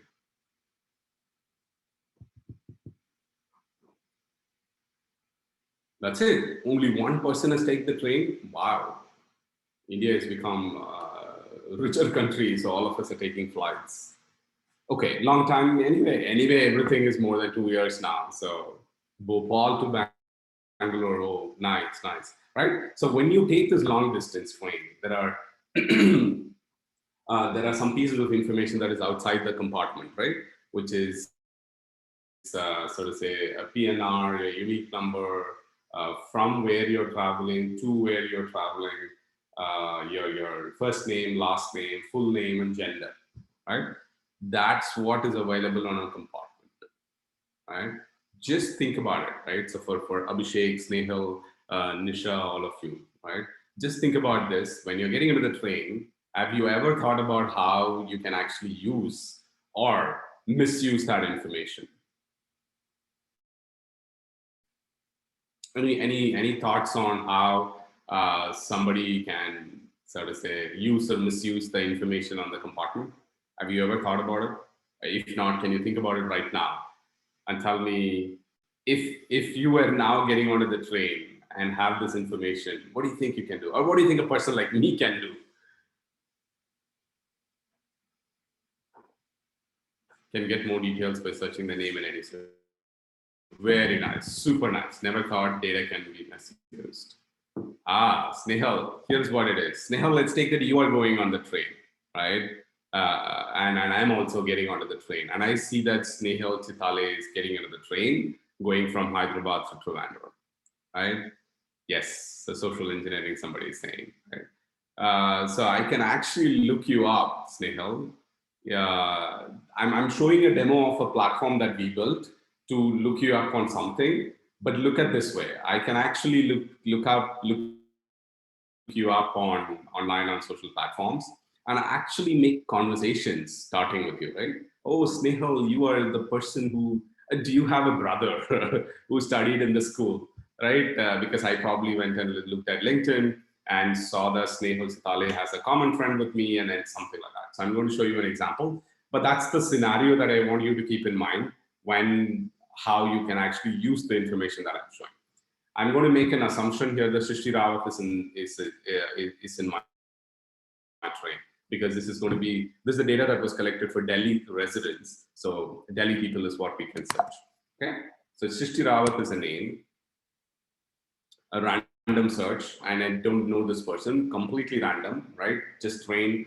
I'm seeing in the train and I see that Srishti Rawat is in the train. I just did a search on the system called Ocean that we built, in which we search for Srishti Rawat. So it's giving me Srishti Rawat is living, is from 11 by 11K, Kamal Vihar, Kamalpuri, address, some voter ID, and some father's name. Is that okay? Are you all with me till here? Have you understood until here what's going on? Just do a +1 if you've understood. Yep, okay. So now what I'm going to do is, I'm going to just click on this to see that, oh, Srishti Rawat I searched for voter ID I got. Voter ID is supposedly made public with details. Prem Singh Rawat, that's the age, that's the gender, and that's the address. That's okay. I don't know how you think until now, but here is what it makes it more interesting. Anybody can guess what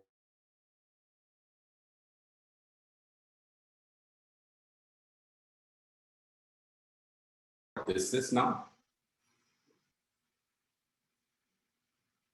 Any guesses on what this is? This meaning I was referring to this graph, which is Srishti Rawat, some connection, the A connection, this connection, all that. Very nice, Afnana, super nice. Family tree, Lina, very good, right? Just think about it. Completely random. This is not a person that I know. This is not a person that I'm connected to. We were able to actually generate this. Can anybody guess how we would have generated this now? I'm showing you the output and asking you that, okay, tell me how we could have generated a family tree. I think some of you said precisely the right answer, which is a family tree, which is who's your father, who's your mother, who's your brother, all of that.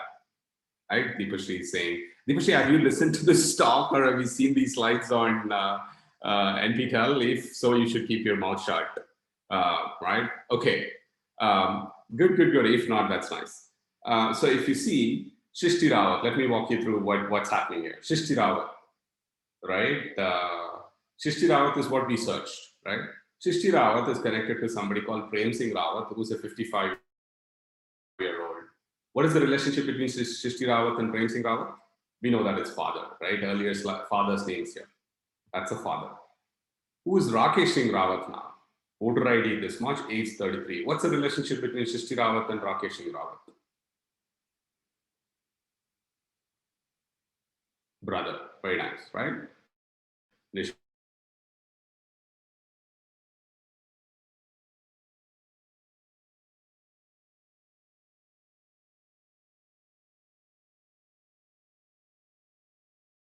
Super. Now we were able.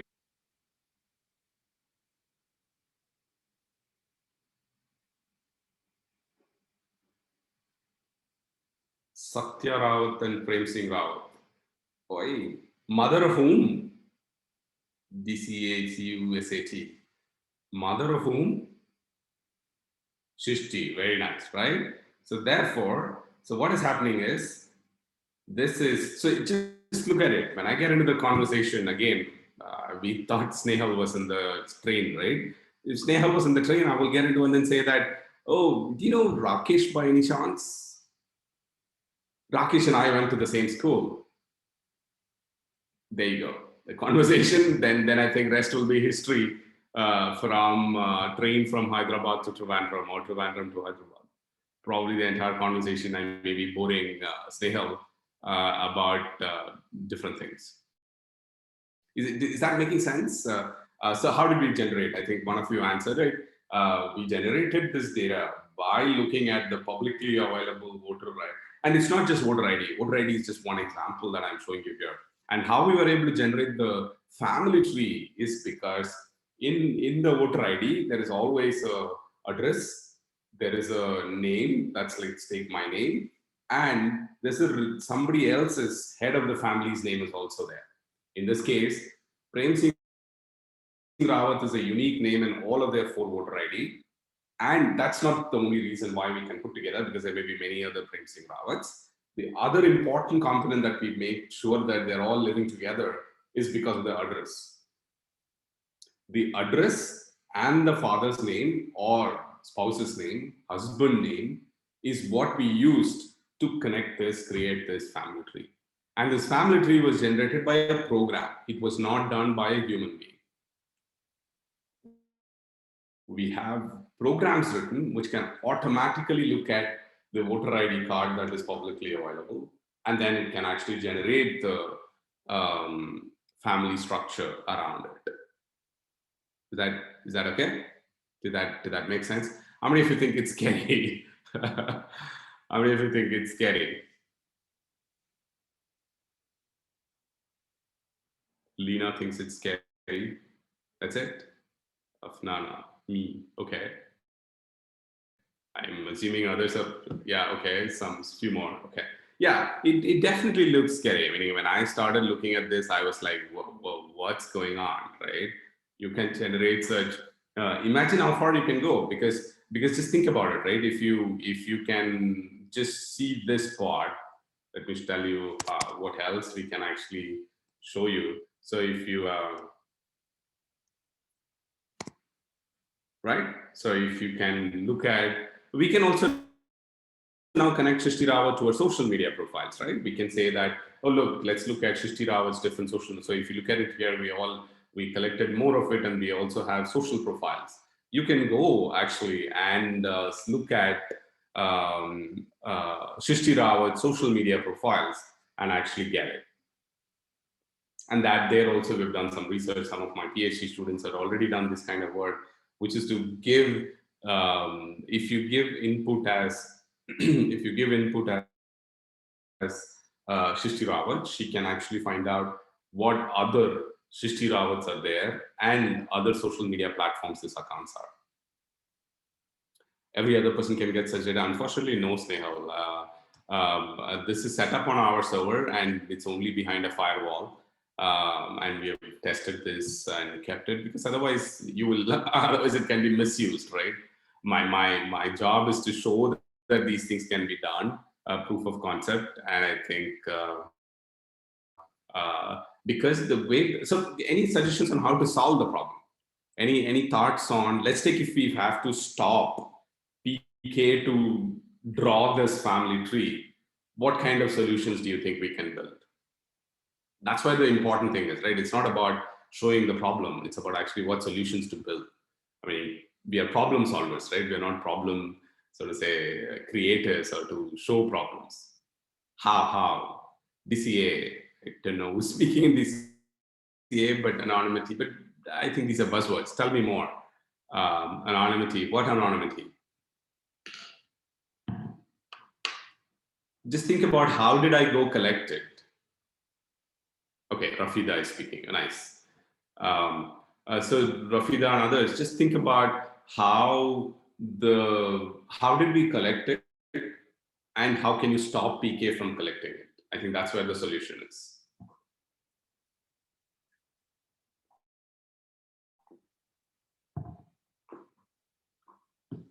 Yeah, random identity, Rafida, but how did I get to Shrishti Rawat's voter ID?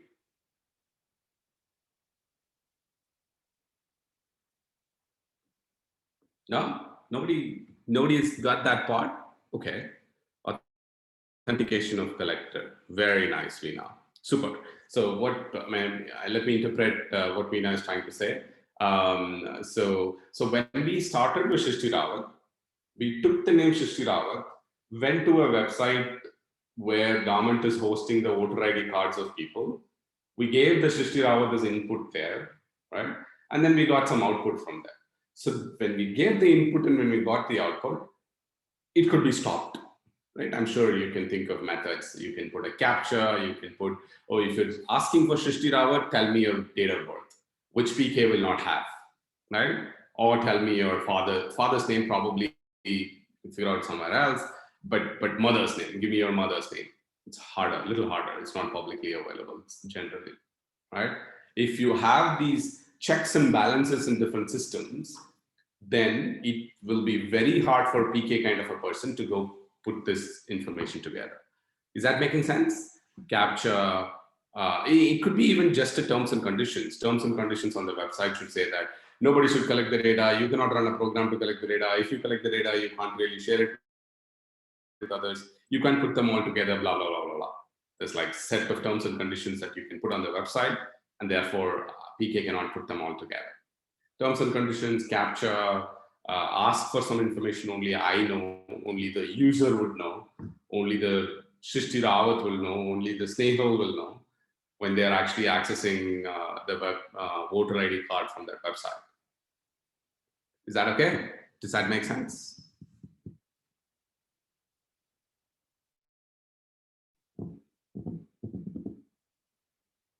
Very nice. Okay, good.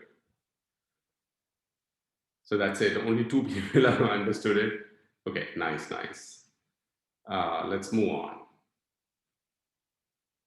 So that's about Ocean, right? So therefore, you can actually do profiling of users. So what I showed you from Ocean is very similar to what somebody in Cambridge Analytica could have done, somebody in Facebook could have done, right? So they could actually put all this information, create a profile of you, and then use or misuse it the way that they want.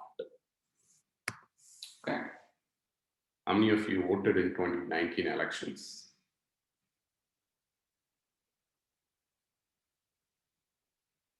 Can you do a +1 or +V or something like that if you voted? Okay.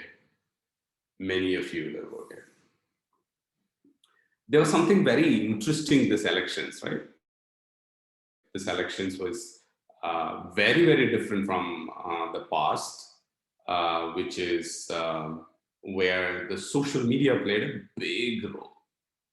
Even the 2014 elections, there was a little bit, but I think 2019 election just blew. And then the bigger reason is also the 2016 elections in the US. 2016 elections in the US saw the first time the social media That's when this Cambridge Analytica, that's when there's all ways of how Facebook was used to change or to manipulate people's thinking about whom to vote for was in 2016 elections, right? And therefore, 2019 in India had a big influence of social media in the elections. I'm sure many of you would have, many of you can make connections now, but I'll actually walk you through some examples. How many of you posted on social media that you voted? For example, there would be a selfie of your finger and posting it. No, nobody posted it. Yeah, Anandi did, Rexy did. Very nice. I did. You can go look up my post if you want, right?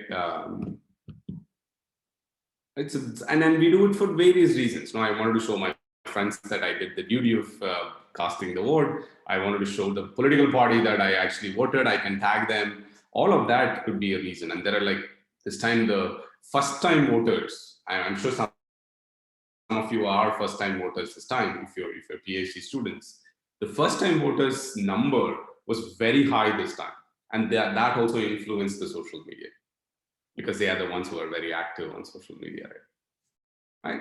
So I'll walk you through some interesting problems that we studied, interesting problems that one can think of to connect the elections and social media. So just to give you a context of what, because I'm going to talk about a few different problems in this space, not necessarily spend only on elections. If you're interested, again, go look up the slides on the website. You can actually see some talks only on the elections data. Right? Okay. So what all did we collect? We started collecting the social media handles of politicians way before the elections. For example, September 2018 is when we started collecting the data. So what does this mean of political handles? We would go look at verified handles of political parties, look at politicians, take a snapshot of their accounts every day, which is, I would go look at PK, let's say PK as a politician. I would go look at PK's handle today, 12 o'clock, see number of posts, number of followers, number of followings, number of likes, blah, blah, blah. All of that tonight. Same thing tomorrow night I will do for PK. I do this continuously, like a month or 2 months after the elections ended also. What will this allow me to see? This will allow me to see how the followers, the posts, the kind of interactions that they're having is going through over a period of time. So before I continue, just for my sake, can I get, for people in the call, can you tell me if you're a PhD student, can you type a P? And if you're a faculty already, can you, student and a faculty, P, F? Maybe you're a master student and you're still you're also a faculty. P, F, if you're a PhD student and a faculty.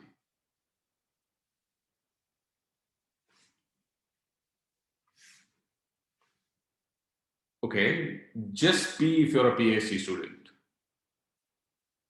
Good, somebody did just F, thanks. Just F if you're a faculty.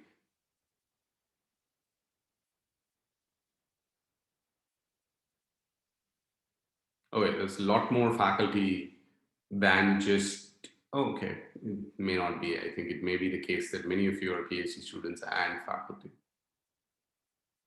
Students are also there. Yeah, so can you just type an S if you're a student?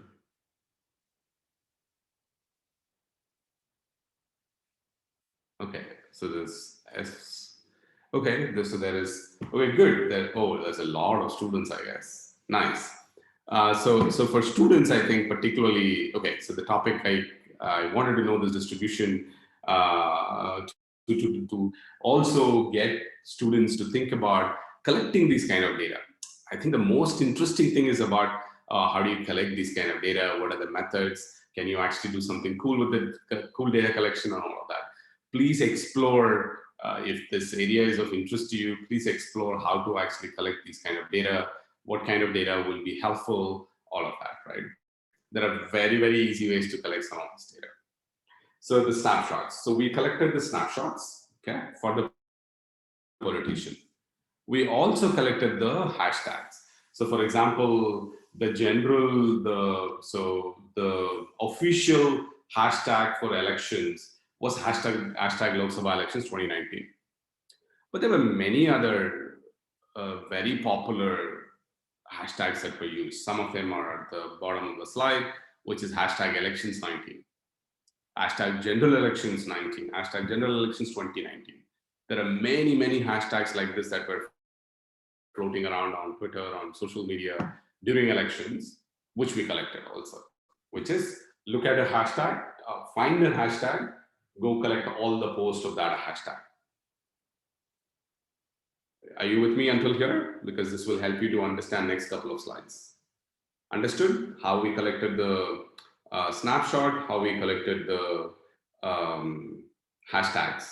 Okay, cool. Okay, so while elections was happening, what happened was in November, I think it was like November 8th or 9th, November 8th, yeah, this article came on 10th, yeah, it was November 8th. What happened was Twitter actually deleted, right? Twitter removed millions of handles. And why did they remove? They just said that, look, we think that these are suspect users, which is people, these handles may be malicious, these handles may be fake, they are not legitimate. They came up with many reasons to delete the users. Okay. And now, since we were, just think about it, since we were taking snapshots of PK every day, and we see that some 2.4 million or a few millions of users are getting removed from Twitter, I'm sure you already know that we would have a snapshot of PK yesterday on the November 7th, and on 8th, and on 9th. Now, can you think of something that you can tell me with these pieces of information? Any interesting question that you can ask with this data, which is, I know what happened before this accounts got deleted. I know what happened. I know the data. What is the number after? Any interesting questions you can ask?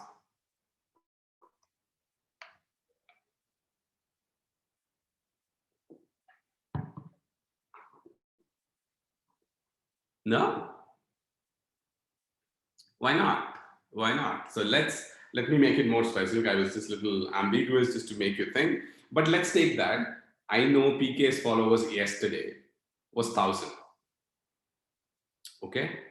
And Twitter removed some accounts today. And I see that tomorrow's PK's followers are 800. What can you infer from this?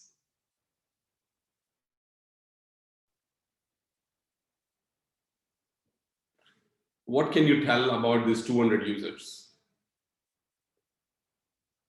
Come on, guys, it's not that hard. No,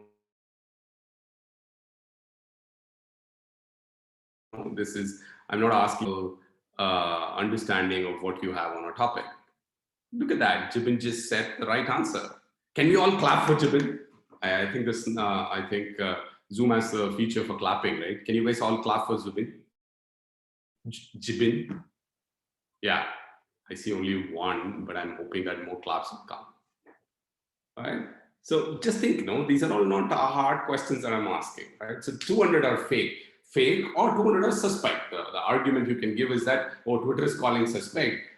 Yesterday I had 1,000 followers.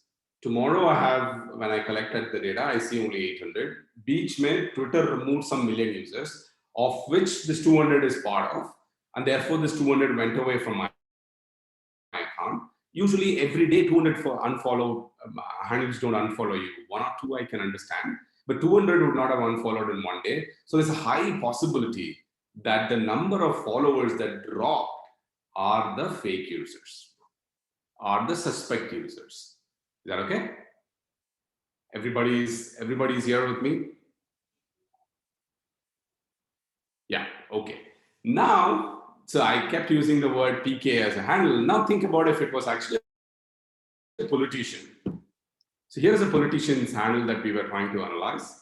And we saw that the fall that happened was not 200. The fall happened was 124,000 followers, which is 124,000 followers were dropped on one night. Okay, so what does this mean? This could hint that there was some suspicious activity with that 124,000 followers, which is what Twitter thought, and Twitter removed that followers. Is that making sense? Now, the higher level point that I want to get across is that, look, many a times all of us look at the social media followers, likes and comments, and think that the person who you're looking at is actually popular, right? It's called social currency, right? People, I mean, when you go look at my handle, you'll see that, oh, it's actually a X number of followers that he has, and it's more than a few thousand, so he's probably more active and more popular, all that. It may not be the case, no?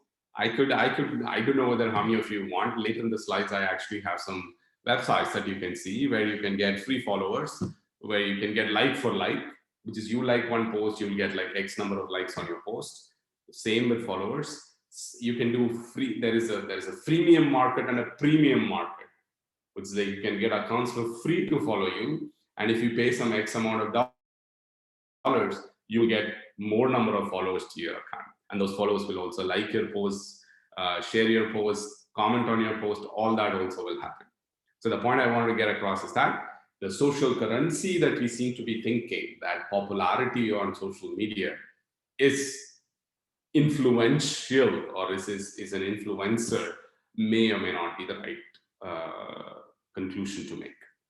Is that okay? Did that come across well?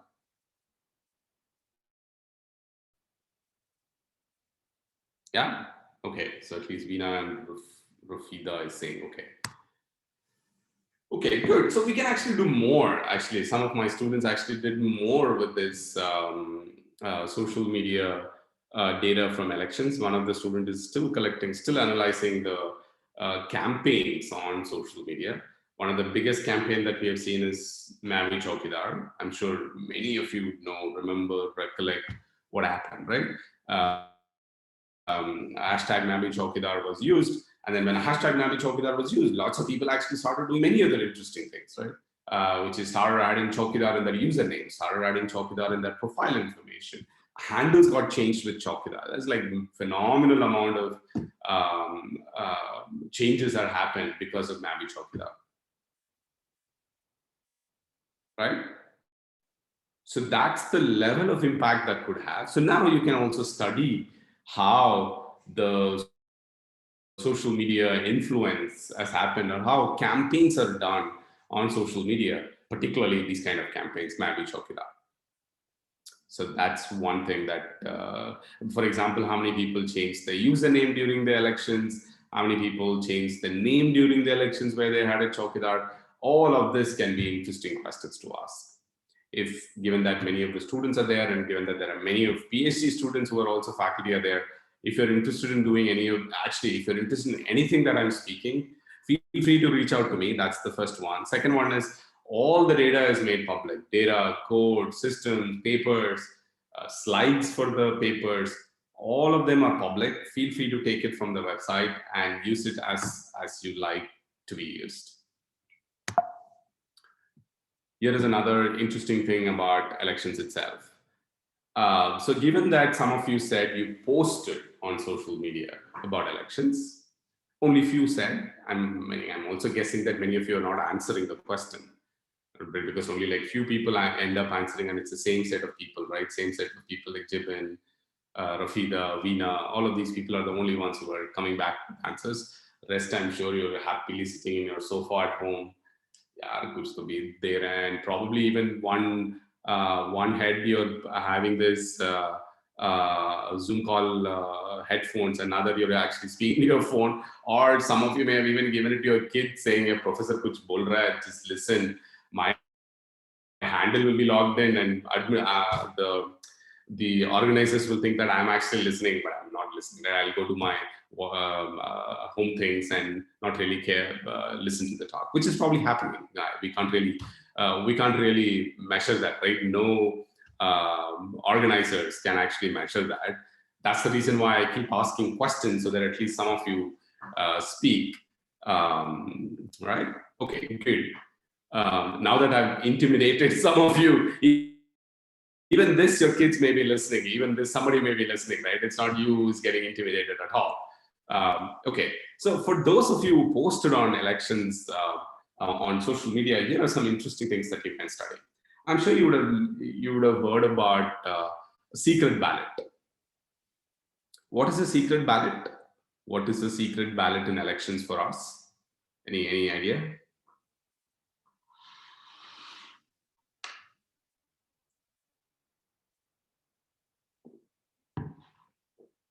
Why do we need secret ballot in elections? Why is there a box around?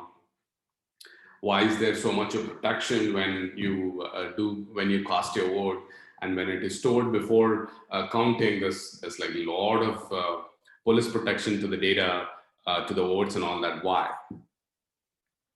For maintaining secrecy, for maintaining privacy. Okay, right? So if you put them together, you would think that nobody, secret ballot is basically an argument to make that nobody should be able to ask me who I voted for.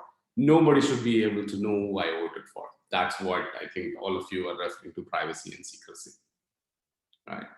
But interestingly, for people who posted on social media, I don't know whether any of you in the call did, but we found posts like this. Here's how the post go. Take a picture, right? Post it with hashtag I voted, hashtag general elections 2019, @politician handle, prime minister handle, hashtag Trivandrum. Guess what has happened with this? I'll repeat for your understanding again. Hashtag I voted, hashtag general elections 2019, @politician that I voted, @prime ministerial candidate, hashtag the location. In this case, let's keep it as Trivandrum.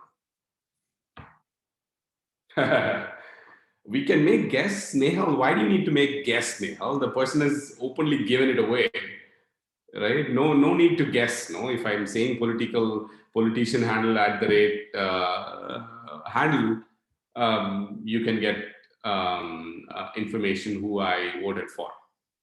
So this is what we did. Just connect this with the ocean information that I showed you.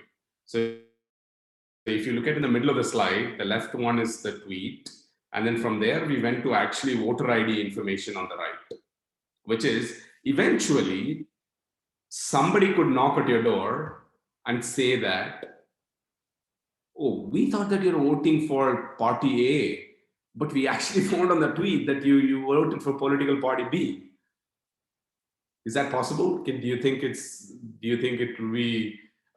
It's not difficult, right? Can you see that? Can you make that connect? Right. So just look how freaking it will be if somebody knocks at your door at the end of the day of the elections. Somebody would knock at your door and say, "Wow, we thought that you're political A," or all the political party supporters of the politician that you voted for shows up at your home, knocks at the door and says, "Oh, thank you for actually voting for us." Both of them can be actually pretty intrusive, right? So that's what we did. So that's the project that we did, where we were able to re-identify, which is taking from a tweet, we were able to re-identify who this person is with their voter ID. And we got other details also. If you go look at the poster, you will actually see that we were able to collect many other pieces of information also. Is that okay? You are able to hear, you're able to understand what's going on? How many of you think this is scary now?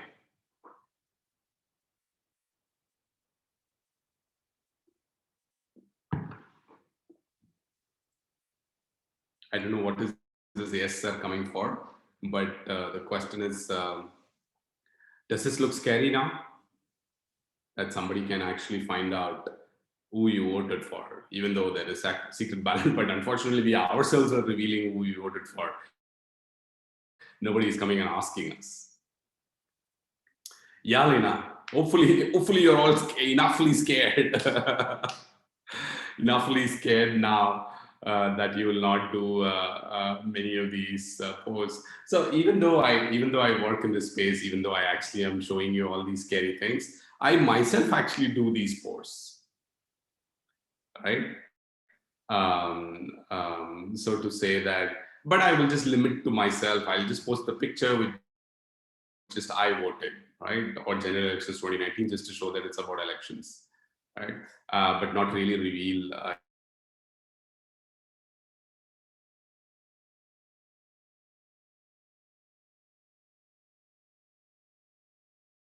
so I think there's a lot of all the information that you're sharing.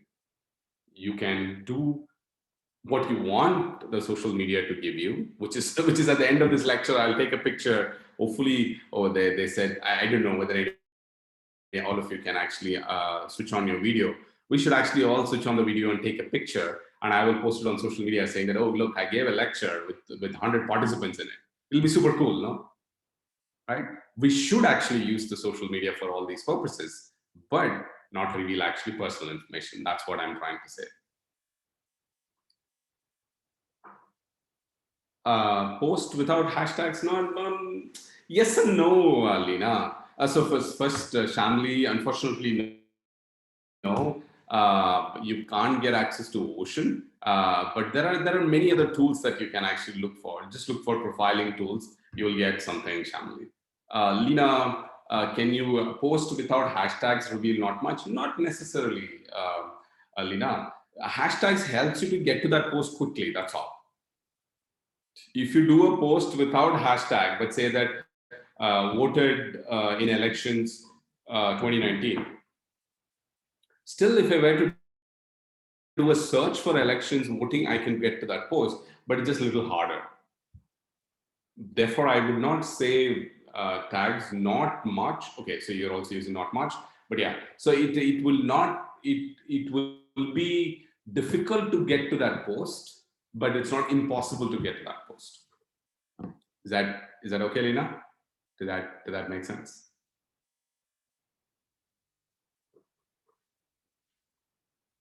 Yeah. Okay. Cool. Okay. Good. Let's take a pause here. Any questions still here? Any broader questions? It's actually about an hour now. So any questions still here? Any broader questions about privacy, social media, all of that? I will continue with the same theme, but if there are any questions that you would like. So what are the questions in next 1 hour? What are the kinds of questions that you would like me to answer? If there is any, I will talk about whatever projects I want to talk about.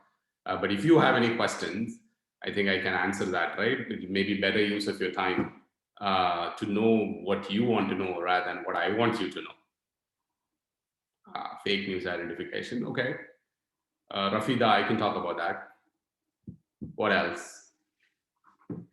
Anything else? Any other, so to say, topics, concerns, pain points that I should look at, I should talk about?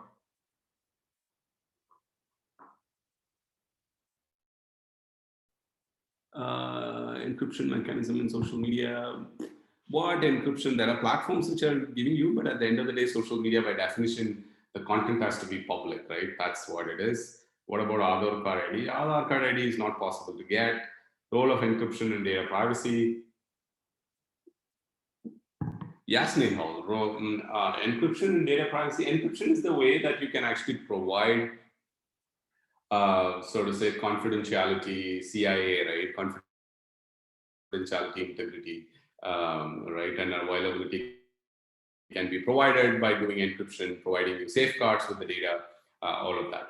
But the privacy problem is slightly different, right? Privacy problem is, look, you are able to share, you're able to encrypt the path. Information that is made, information that is available can be actually misused in different ways, even if it's encrypted. For example, right?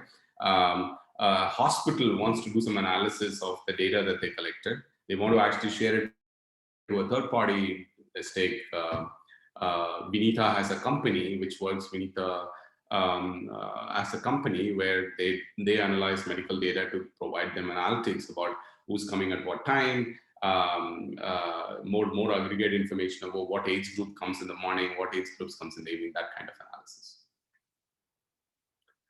Without sharing it with the third party, the hospital cannot get these inferences, right? It's much harder because they're not able to, because hospitals are not designed for doing analytics by themselves. So to share this data, you will share it with encrypted, blah, blah, blah, all that. But the data analytics company at the end of the day has to analyze the data, raw data, right? So now privacy can be breached because the company has access to that data. Okay. Cool. It looks like Rafida has like super questions. So Rafida, you're a student or a faculty? You seem to be super involved in the conversation.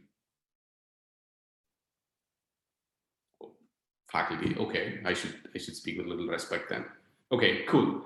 So let's move on. So I think Rafida asked for fake news, some side channels, social media, identity linking. Okay, so I'll talk about some. So identity linking for those of you who don't know what the problem is, please, Rafida, please look at Rishabh. So if that's he's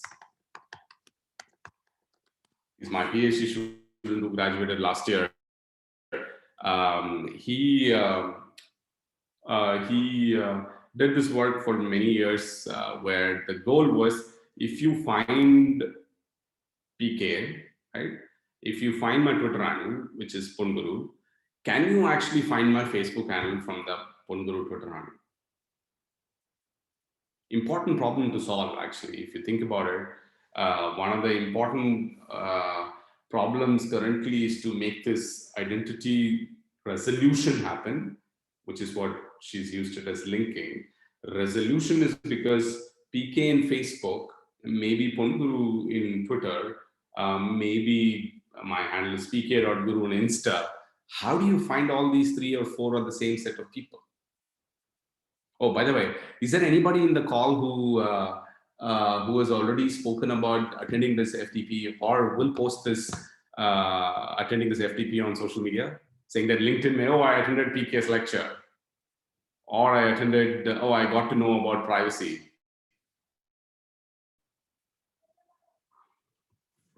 No, very nice, Nisha. Super exciting answer. No, nobody wants to talk about it, right? Because you're scared about so to say how this information can be misused, I guess. Right? I will post about it. Let's see if that works out okay. No, I don't think so. I don't think so. I'm going to give you marks because you post. I don't think so. The attendance is going to be marked because only if you post on social media. Only if you follow PK's Twitter handle, your attendance will be marked. How about that? Okay, I would have expected some of you would have smiled. I think if you can translate that smile into a smiley on the chat, that would also help, right? Because if it was a classroom conversation, I would have heard some smile. I would have seen some smile on faces. Unfortunately, here I cannot. Okay. So here's my next topic that I want to talk about. How many of you have accounts on matrimonial websites? Now smileys are very nice. Keep the smileys coming, yeah. Otherwise, it's like, what am I? Right? What am I? Who am I speaking with? Yeah. Keep the smileys coming. So, how many of you have matrimonial profiles? Anybody? +1 if you have. No. Come on, that's not true. Don't do this to me. I will actually take some of your names and search it in front of you in some website. Age over. Oh my God. Sorry, Preeta. Anandi, I'm sorry that you can't have a because of age. But at some point in time, you may have had, right? Or you know people who may have had. Let's even do that, right? There are people who will have matrimonial profiles. Right? Either you, so some of you are saying older age you may have had, or you may be very young now and your profiles will show up in these platforms at some point. What is the problem? The problem is in these platforms, right? These platforms has a lot of information that they collect when you create the account. There is this information, right, which says religion, salary, education, blah, blah, blah, blah. So this is the set of information that they would collect from user, right? And in this type of form, there is also information like, this is when I got interested in this problem, first time when I looked at this data. So there is a piece of information which says alcoholic, right? So lots of people would actually give, oh, teetotaler, oh, I don't drink, I don't consume alcohol, blah, blah, blah, all that they would do. So what some of my students did was, we went and looked at the profiles which say things that they're teetotaler, they don't consume alcohol. Take that profile and go and look at it in Facebook and Twitter and Insta to see whether we can find pictures in which they are actually showing that they are consuming alcohol. Is that making sense? Right? So, for example, Ria, right? Ria Roy is in matrimonial website, account saying teetotaler. I go to Facebook, I go to Twitter, I go to Insta of Ria with the information, with the methods that I said before, and then find out whether Ria has a picture posted there with, let's take in a bar and with a glass and alcohol, whatever, some kinds of pictures which shows that she's actually consuming alcohol. She or he is consuming alcohol. Is that okay? Good. What do you think would have happened? Do you think we'll get some profiles which say some things on matrimonial website which is against what they are?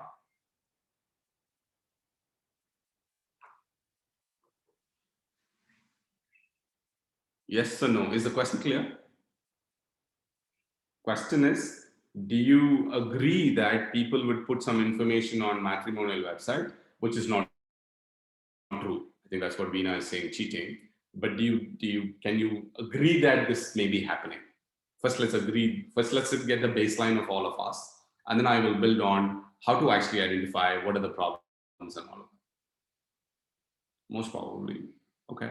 Yeah. Super. So we found a lot of profiles like this. That's when I got very excited about it. Right? We found that many profiles saying teetotaler on Facebook, you'll find a picture. On Twitter, you'll find a picture that they are actually having a drink. So this we started looking at it, and thankfully we actually worked with the matrimonial website itself. When we started looking at the problem, we went to a few matrimonial websites, we talked to them, and we looked at the problem from the matrimonial website itself. If you're interested, please go look at this master's thesis document where we built some technology which is actually currently being used by matrimonial website, which is every profile that gets created on this matrimonial website goes through the engine, which let's take a fraud detection engine. The new account is given, the account profile is given, and it actually produces output as a fraud or not a fraud. And what levels of fraud can be done? I'm sure you can, with your imagination, you can think about it, right? Such kind of frauds can be actually damaging, right? Somebody's life, somebody's money, all of that could happen. And the things that we found out was also interesting, that we found a lot of edits. It's called edits in, so how does the matrimonial website work? Let's take if Priya creates an account. Priya has an account. Priya sends out initiates, which is like in Facebook sending a friend request. You go click a button saying initiate, which would then send a message to the person whom Priya is interested in. And that person, if that person also is interested in, then the link gets created. Now, if Priya is a bot, Priya is a fraud account, what would Priya do?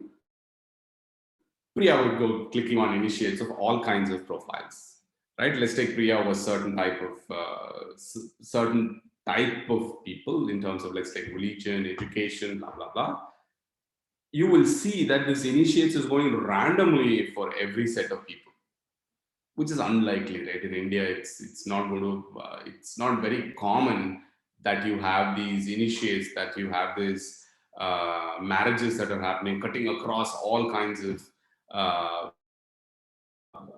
socioeconomic barriers, socioeconomic categories, so to say, right? Does not happen, right? So that's the one. The other one was even more interesting, which is, let's take Lakshmi Priya. I don't know what Lakshmi Priya's highest education right now is, but Lakshmi Priya in her profile today would have, she's a MTech. Okay. Tomorrow, she would have it as an MBA. Okay.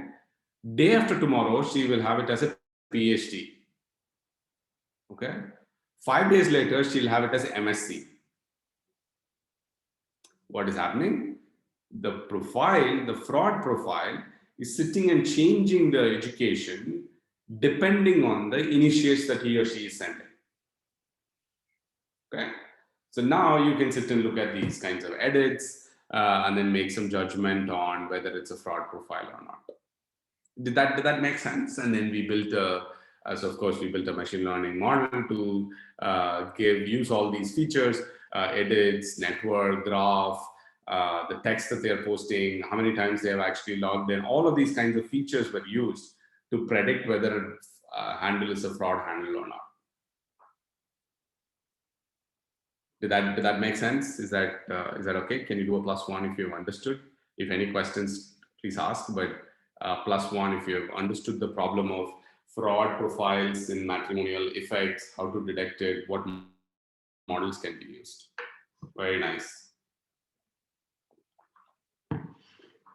Looks like suddenly for matrimonial website, many more people are active. I see many more +1s now. Okay, good. So smileys are also coming. I should have said this 1 hour before, I guess. Looks like Sri Lakshmi and Poonam are more engaged now. Okay, so here's a website that I've been saying, please go take anything and everything you want. You can see, right? Thesis document, there's a blog written, slides, there would be flyers, there would be videos of the recording of the master's thesis defense or a PhD thesis defense. All of that would be, we make it public. So please feel free to take it if it's of interest to you. Okay, good. So let's move on. So I think Rafida wanted some fake news, right? Let's get to fake news and then we can come back to Twitch if needed. Let's see if there is fake news is around here.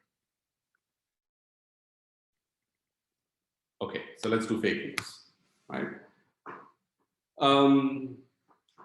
Fake news is a buzzword right now, actually. So is there anybody in the call who's working on fake news?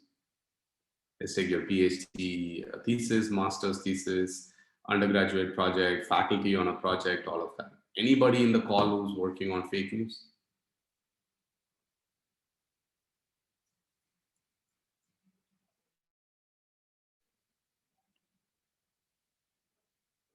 Okay, nobody. Okay, so but generally, if you're anyway connected to social media research, generally fake news is one of those popular topics that people work on. Right? So what are the things that we did? We did so this is a PhD work from 2010 till 2015, and then I've had continuously students from then until now. The last slide in this section has a piece of work that currently one of the students is doing. So if you're interested, that may be of interest to you. So the word fake news itself is actually has changed over a period of last 12 years, right? First time the fake news word was credibility initially when it was used. Then the word misinformation came, and now it's fake news, the most popular one. Now nobody uses credibility.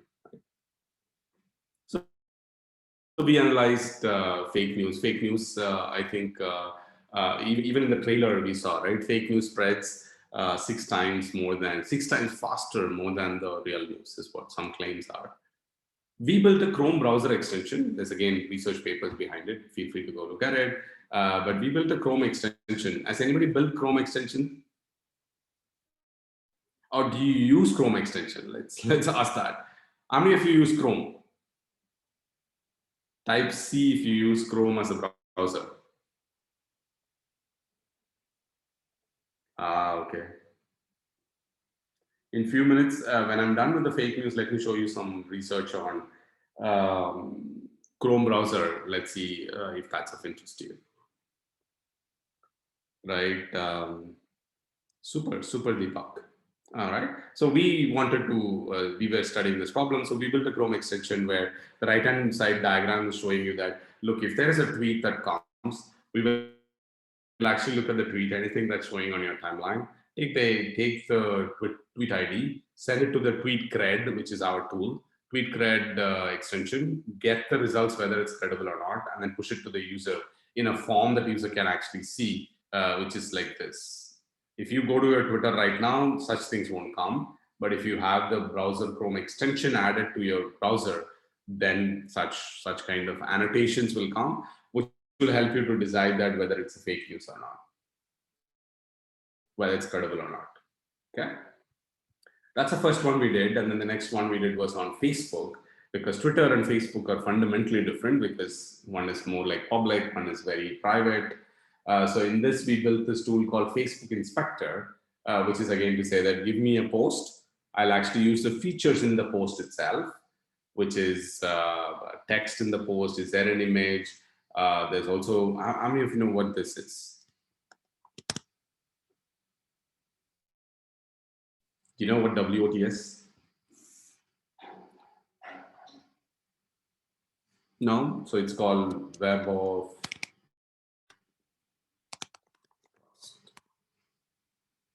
right? It's called WOT score. So what it does is, if you give the input as a, so to say,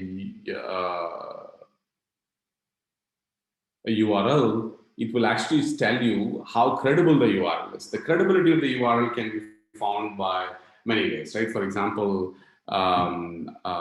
CUSAT's website may be older than an academic institute which started only like 3 years before, right? So the domain registration date can be super valuable for deciding how credible the domain is, right? How many of you know what Alexa is? Not the Alexa of Amazon, which is helping you to do conversation, but Alexa as an Alexa ranking. Anybody knows what Alexa ranking is? So Alexa ranking is this ranking around the world. What domains are ranked at what level, right? It will tell you, and the ranking is primarily done by number of hits. No, not, it's not Alexa ranking. Alexa ranking cannot, I mean, I was not thinking about the game. There may be a game, but that's not what I was referring to. Right? Alexa top 500, super. Not just top 500, you can go look at what is top 10. You can actually narrow down to saying that what is top 10 in India, top 50 in the US. You can do all these kinds of classification of the data on Alexa. So we use that also. Alexa ranking of a domain gives you the credibility of that domain, right? Because if an Alexa ranking is 10, or let's take 2000, 10 is very, very hard to get.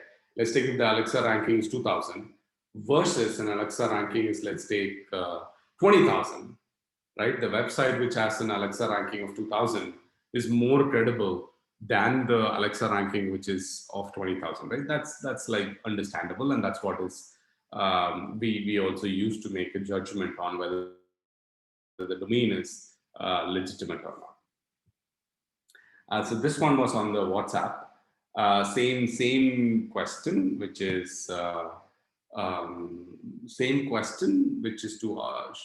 ask the fake question on WhatsApp. A message that you're getting, can you actually find out whether it is a fake or not? So we built this tool called What's Fuzzy. It's on Google Play Store. What's Fuzzy? And what it does is it basically looks at the text images in your WhatsApp when you push it to What's Fuzzy, and it actually derives the information that whether it is fake or not. Okay.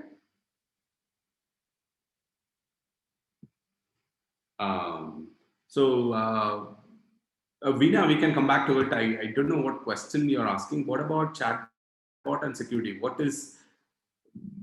So please qualify the question a bit more. I can talk about chatbot. I can talk about security. What is that you want me to talk about chatbot and security is not clear. So qualify the question and security issues in chatbot. What kind of security issues is there? I mean, some of my students have built like amazing chatbots now for COVID. I can't think of, I mean, if you're taking basic sanity on, let's say, making sure that the sort of the interactions between the users are encrypted, messages are not plain text, all of that, I think security is taken care of. So I don't understand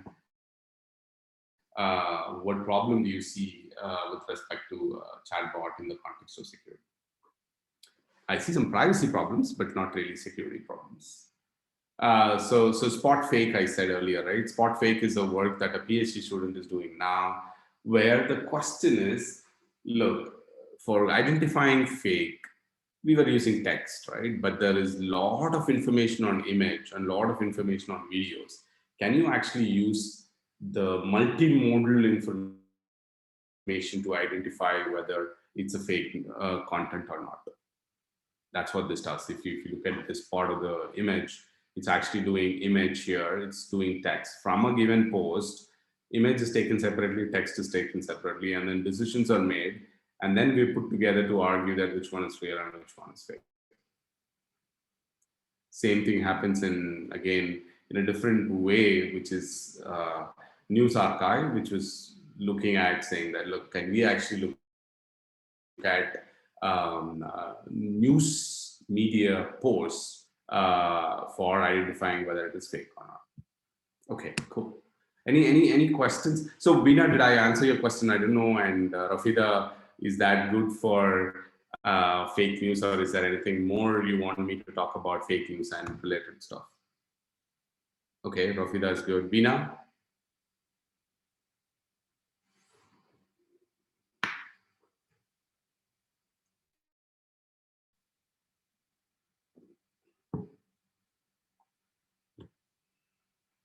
Yes, Veena, understood.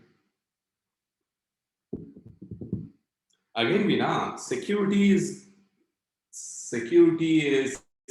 if banking chatbots are done. So what's the problem? Yes. Attacks is a different problem now, right? So attacks are, so let's take that if, so one attack I can see, which is connected to the social engineering thing that I spoke earlier also, is about the chatbot itself may be actually malicious. Like, for example, you think that you're speaking to State Bank of India chatbot, but you're actually speaking to PK's chatbot. Right? That's an attack, right? That's an attack that's happening. Sometimes you can be also that chatbots. So how many of you? So you are aware of this chatbot called, I think I'm saying the spelling correct, by Microsoft. There was a chatbot that Microsoft built like a few years back, and the chatbot was intelligent enough to learn by itself. And in few hours, Microsoft had to apologize to the world, saying, sorry, we made this chatbot public, because what happened was these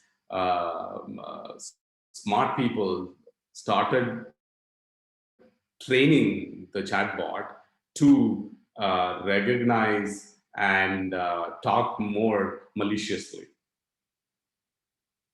right? So therefore, chatbots can be trained. Chatbots can be actually, so these are called adversarial attacks, right?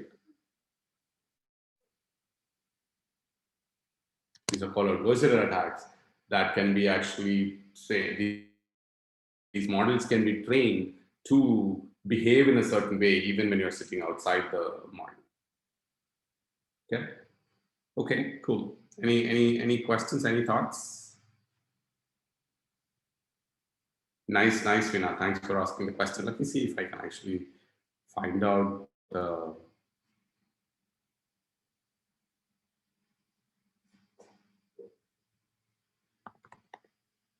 Microsoft.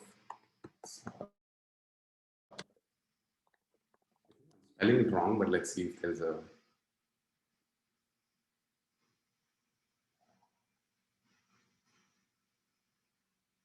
Yeah, T.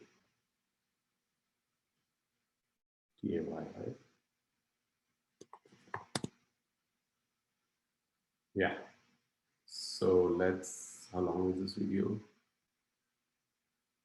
Yeah, 2 minutes. Parents, do not let your teenage AI chat. So this is, yeah, some details about the Bot join Twitter. It only ends in disaster. I'm Bridget Carey. This is your CNET update.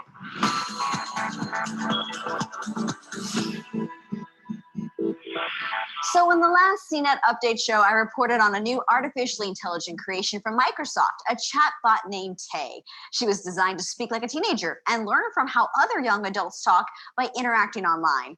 But in a matter of hours, Tay went from a sweet and sassy online teen full of memes and emoji dreams and was corrupted into a Hitler-supporting sex bot. Twitter users yeah, just look at it. So the users actually trained it for it to support Hitler views, right? So the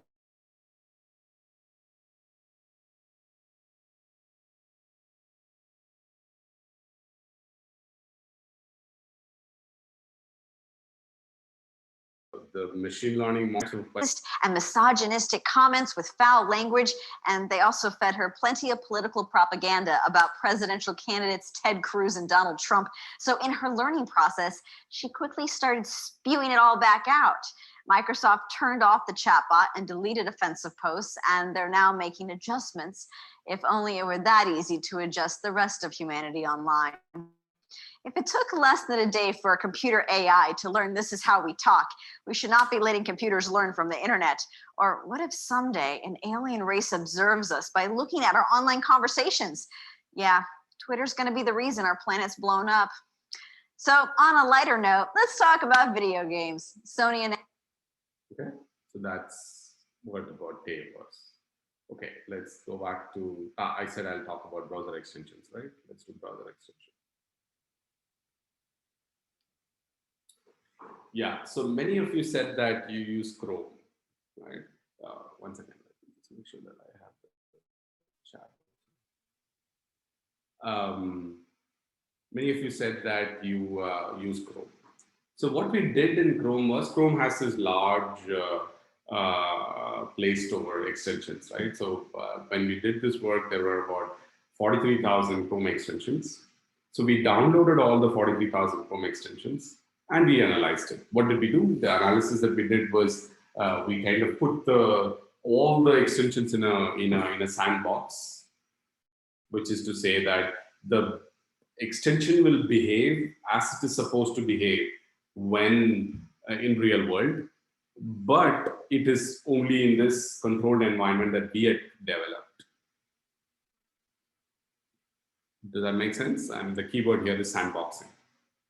So it will behave as though PK is opening a browser and it will send a request to the server for asking for whatever the extension has to be done.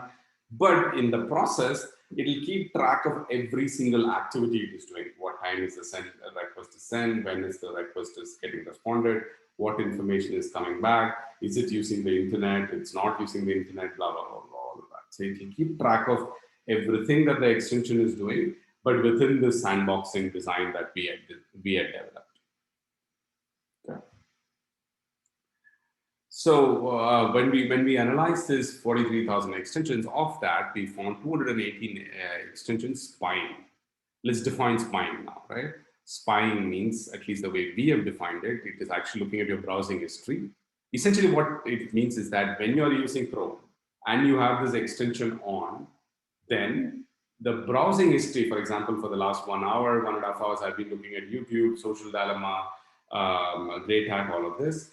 The information that I search for will be actually given into the extension also. You're able to understand? Browsing history of yours is shared with the extension if you're using the extension. IP address is shared, geolocation is shared, online social network access tokens are shared. Right? How many of you think that's scary?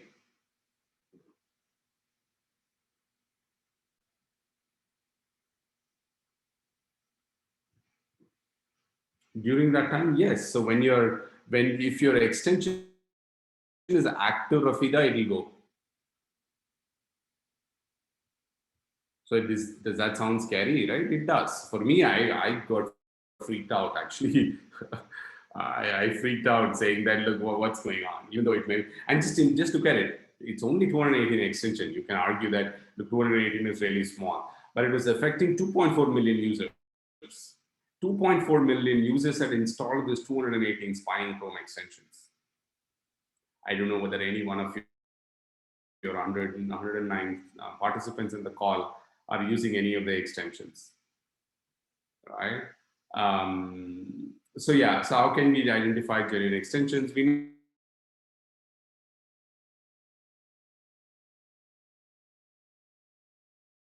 there are multiple ways we know ratings of the extension. There are ratings itself. One of the things is the Google Play Store itself provides ratings, which can be again manipulated. Here's the next slide, which will show you some ratings also.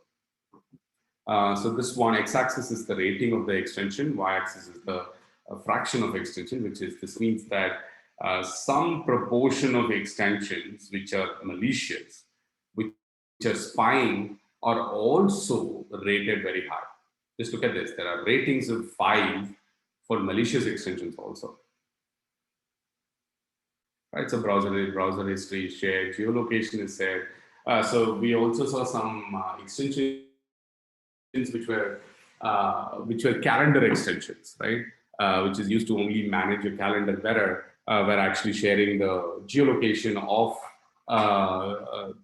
of your machine, IP address. Super scary. And then just for Veena or Rafida, right? Somebody, Veena, I think. How do you find? So if, let's say you are using the extension and you have one of the tabs opened as Facebook, Facebook's access token will go to the third party. So, right, which means when your extension is active, there is a possibility that your Facebook credentials can be shared. It's not just Facebook, right? Just look at this. We actually found that 2 of the top 10 developers were part of building the spying extension, right? And 12 of the 218 extensions received negative comments, right? So therefore, to answer Veena also, is that you want to also look at reviews, you want to look at these kind of ratings, all of that you have to use to make a judgment on whether you want to use the extensions or not. Because if you are part of one of those 2.4 million extension, 2.4 million users who are using the extension, then I think your credentials are compromised. Yeah. Okay, that's the paper. If you're interested, feel free to take a look at the paper. Any questions with this browser extension part?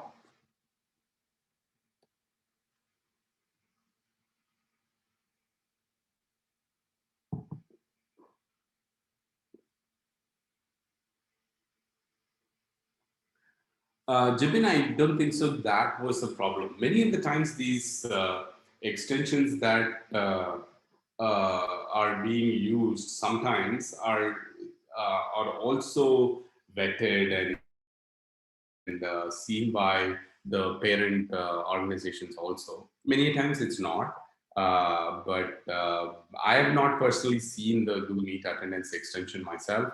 So you have to run it through some tools. You have to run it through some analysis to find out whether it is legitimate or not. Right? There are ways to do the keywords here in terms of programming analysis is that static and dynamic analysis. You want to look at the code of the, because so how are we able to analyze all this? Because Google Chrome extensions is public, all code is made public. So we took the code and we analyzed it, right? And we were also doing this dynamic because we were letting the code run and then see how the code is behaving. One way to analyze is, no, I don't want to do that. I just want to study only the code that is with me, which is static analysis. Right, all browsers, right? So all, yeah. So I don't know what Rahoof is asking. All browsers ? But extensions can be, Google Chrome extensions are very popular. That's why we studied it. So can you type in what are the browsers you're using? Let's see how many of them use other than Chrome. Please type the extension, the browser name that you're using, Chrome. Vinay, do you want to continue using Chrome or will you change?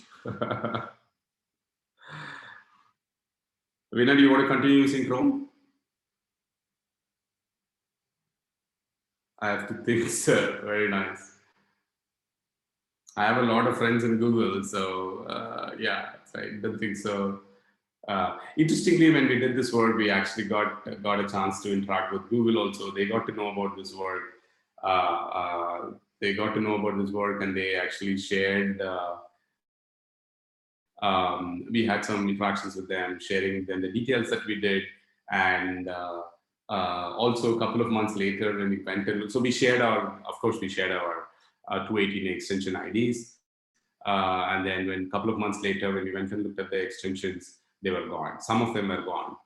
So we were very happy that we were able to remove, we helped to remove some of the spying extensions on Google Play Store. Super nice, right? Meaning as an academic researcher, you feel very satisfied saying you helped some 2.4 million people not getting affected by the spying extensions. Is it possible to collect history of all users? No, I don't know. I don't know enough about how to do Google Meet data, Rafida, so I don't know how to do what you're asking. Now it's decided that not to use Chrome and its extensions. Yeah, I don't know. I don't know what my friends in Google would say that, man, you've been giving talks and converting people not to use Chrome. मुझे डांट पड़ने वाली है. Okay, I was expecting some smileys there, by the way, just in case. Okay, so what else do we want to look at? Yeah, so okay, some examples about this followers. I think people are all occupied with the feedback giving, I guess. I'm assuming that feedback is what is going to be used for attendance, and people are already caught up in saying, oh, let me fill it. So Veena, I actually started using Brave. So I started using Brave, I think like, 2 years before or something. When we did this work is when I started I started exploring other browsers, and now I use Brave.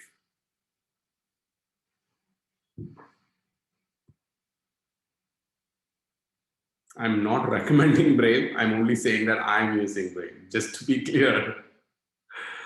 Right. Okay, good. So let's move on. Let's move on to look at another 15 minutes is there.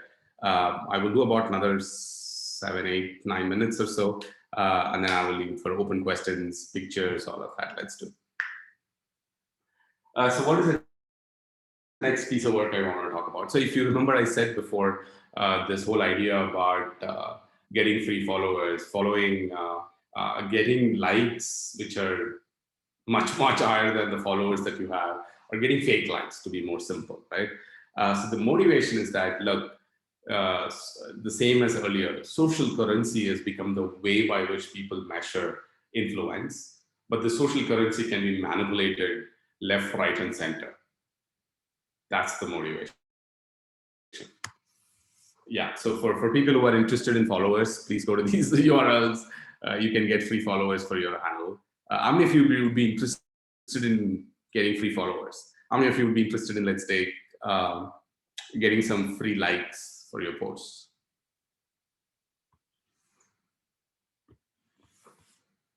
Not interested at all. I don't know whether there is a selection bias in the participants, which is not interested. Only 2 anyways is replying. So again, it's a bias with people who are speaking. But I understand not interested. But that's not the way the world works, right? Deepak and Veena. The world doesn't work in that manner. That these kind of fake likes are not that. I already showed you in the even at the level of a verified handle of a politician, there was some kind of a manipulation that was going on. Is that okay, Deepak and Veena? Even though we may be or you may be saying that you're not interested, but this manipulation is all around us, right? There are services like Fiverr, Fiverr. This service, Fiverr is for 5. If you pay $5, right, you get 1,000 followers to your Twitter handle. And these handles will also like and retweet your post as and when needed. $5 for 1 year. Kitna maza aayega na? So your friends will be like, wow, suddenly you are like 1,000 followers more. What happened? Oh, look, I became celebrity. Like my tweets are getting more attention. But at the back end, you actually paid some $5 to get those 1,000 followers. Thanks, Vijaylaxmi, for that smiley. Right? So there are other services also. This service is another one which has both the freemium and the premium model, which is it shows I think about 60 profiles on the homepage, and when you follow any one of them, they would follow back. The rest of the items also will follow you back. Therefore, your followers can increase by doing small amount of following. So that's a paper we did, but I'll show you some more interesting things. So when looking at this problem, right, this problem of how much popular PK is, how much influential PK is, right? You can argue that look, I look at PK's friends, followers, and everything in different platforms and find out. That's definitely one good way, no doubts about it. But that can be wrong, right? Just now I've argued that look, it can be manipulated. How can you reduce the manipulation? Yeah, you can find out fake accounts, all that. But is there a way to actually show that the manipulation is happening? That's why this website is. This is not for social media, but how many of you buy products on Amazon? Do a +1 if you buy or if you bought or potentially will buy on Amazon. Quite a lot of us do. And if you buy next time, please go to this URL, take the product URL and put it in the search bar here and see the output. The output is super useful. What does it do? It basically takes, let's take you want to buy a product called, let's take a bottle, right? You want to buy this bottle on Amazon. You take the bottle's URL and put it here. It will show you the ratings of what Amazon is saying that the rating is, and it will show you, right? It will show you a adjusted rating, which basically means I took what Amazon is telling and I removed the fake things that we think that is fake. Useful, right? Not just in Amazon, this can be useful in many ways, right? Now, if you want to go look at a politician Twitter handle, you take the Twitter handle, put it here and see that Twitter is saying that it has 125,000 followers, but this service is actually saying that it has only 80,000 followers, which means 40,000 followers are fake. Making sense? Is that helping? You can actually build these kind of technologies which are extremely useful to make user experience better and make users actually have a sort of say more fruitful interactions with the service that they're using. All right. So this is an example of, let's just look at it, right? Let's go back. If you look at, if you look at this handle actually has only I think the profile would have come first. Yeah, so this profile, let's do another more. This, right? So this handle has about some 71 posts with 610 followers, right? Whereas if you see the number of likes that the post has, it has about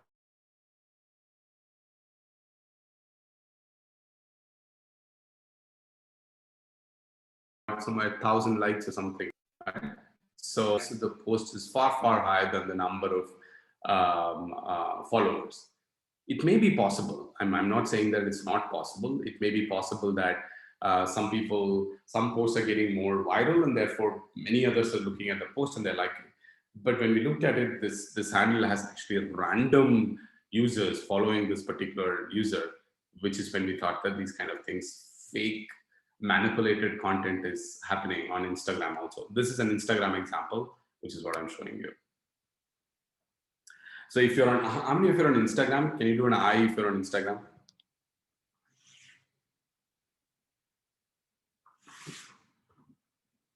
Very nice.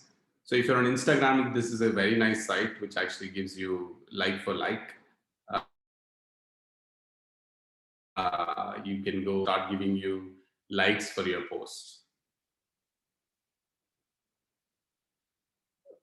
Right? Which is, I don't know how many of you will do it. You may say that you will not do, but you'll do it. There are lots of gray areas of people behave, right, on all these platforms. Okay, so that's about Insta fake likes. That's the paper and another paper, right? So let me jump to last part, which is so this is where this is the last slide I would say about. So I think the security and privacy issues are going to be there, I think, because these are problems that are only getting bigger and bigger. Look at it, no? FDPs are talking about these kind of issues. Lots and lots of issues on privacy and security exist. No doubt the problems. If you're looking for PhD level, master's level thesis work, there's a lot of these kind of problems that are around. I'm happy to discuss anything further. That's my social media profiles. In case if you're interested, in case if you want to correct and see what all, and feel free to follow, feel free to connect, and happy to help in any context where my expertise is there. These are the topics that I spend time on. So if you're doing anything which is in this context, I'm happy to help, and I will definitely take a picture now. I don't know what organizers, if everybody can switch on the camera, please switch on the camera if it's possible, if it's okay with you. I'll take a picture and I'll actually post it on social media, which you can take it from there. With this, I'll stop. Thanks again thanks Professor Vinod for sending me an email and making a request for me to join. But happy to have interacted with 100+ people. Hope you learned something. I think the point was to make it more interactive, not necessarily only for. I think in the process, the goal for me is not to teach you, right? I think there's a famous popular saying, and the goal for me was not to tell you something. The goal for me is to make you think about what I wanted to tell you about, right? Making you think was the goal for me. With that, I'll stop sharing, and if it's okay, we can get on to video and take some pictures. I'm happy to answer questions, given that there's about 7-8 minutes more. I'm happy to take more questions. Thanks again for the opportunity. Participants, if you have questions, you can type in the chat window, then maybe like. And if you have any reactions for the talk, please give. I see that Rahuf is saying, thank you for the wonderful session. Thanks, Rahuf. If you have learned something, Rahuf, even like one thing in the last 1.5 hours, which will stay with you for some time, I think I've done my job. And I think Rafida is the one who asked me most number of questions. So now I see Rafida's face, I guess. Yep, thanks again for asking those questions. So thank you, sir, for accepting our invitation and being a part of this faculty development program. Indeed, your lecture was exceptionally great. There is a lot of learning lesson from this lecture. I hope it would help each one of us to think upon and build new problems and propose solutions. So I personally thank you on behalf of the entire faculty members, the research scholars, everybody from Department of Computer Applications, Kochi University of Science and Technology, as well as on behalf of all participants present over here. So thank you, sir, and looking forward to hear you more and for collaboration. Thank you so much for sparing time with us, sir. Hopefully at some point in time, we should all meet in person also, right? I think these kind of things will become much more exciting if it's in person. Hey, Deepashri. Thank you, thank you. And it is only because of Deepashri that I was able to connect you, because she got a position in Anvesha. Yeah. No, I would have. I don't know whether that's the reason, but I would have come even if you would have written directly an email. But that's okay. Thank you, sir. Thank you so much. Thank you. So let me take a picture. There are only few people in video, but maybe you can enable the video. Like we can take a picture. Participants, if I think they're all worried that it's going to go on social media, but let's do it and then we can wrap it up. Okay, on a count of 3. Okay, a few people are coming. Let's wait then. I think few people are just switching it on. They must be finding ball ठीक करना, कपड़ा पहनना. कोई तो भाई कपड़ा भी जाके पहन के आया होगा. ऐसे ही बैठा होंगे अपने room में. So they must be figuring out, right?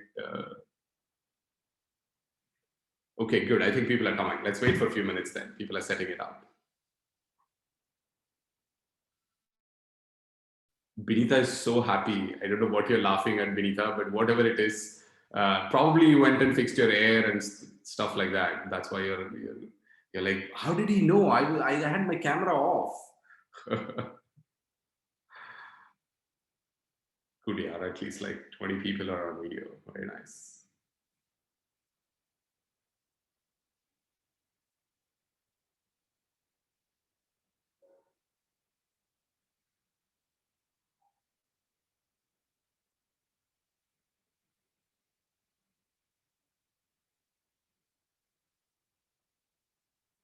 Okay, good. Let's take. I think not more people are going to show up. Okay, on a count of 3.